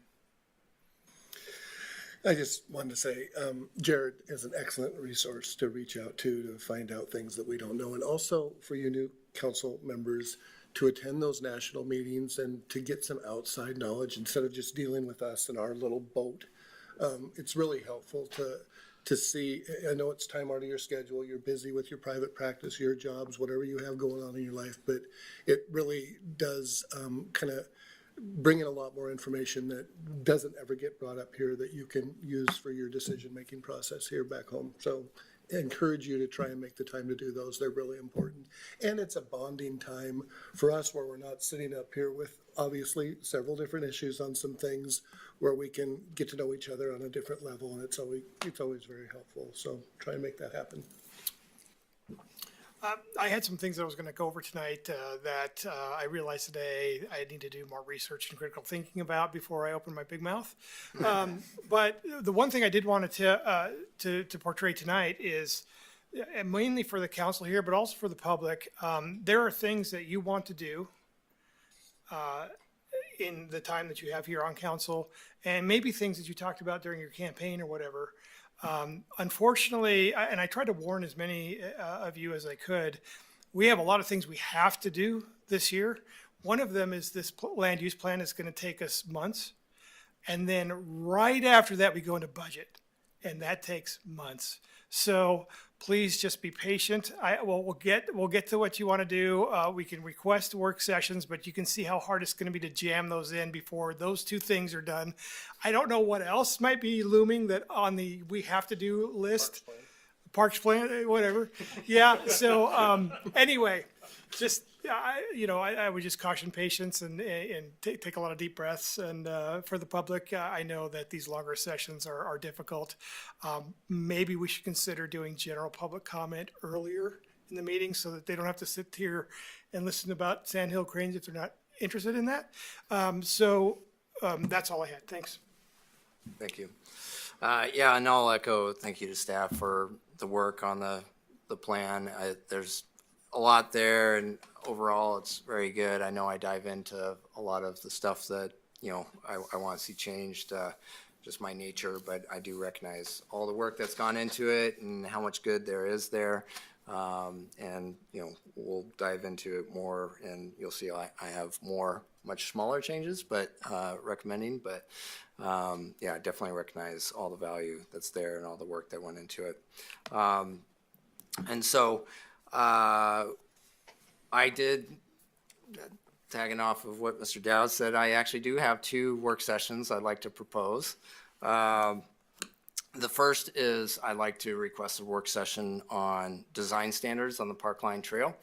I think this would be fairly quick and easy to do. Obviously, it would be up to, fitting in with all the stuff we have to do, but we did design standards for downtown when we did the historic standards about walkability and that sort of thing. I want to apply that to the Parkline with maybe a little bit of adjustment, but just to ensure that we get that vision that we have for the Parkline implemented when new development comes in.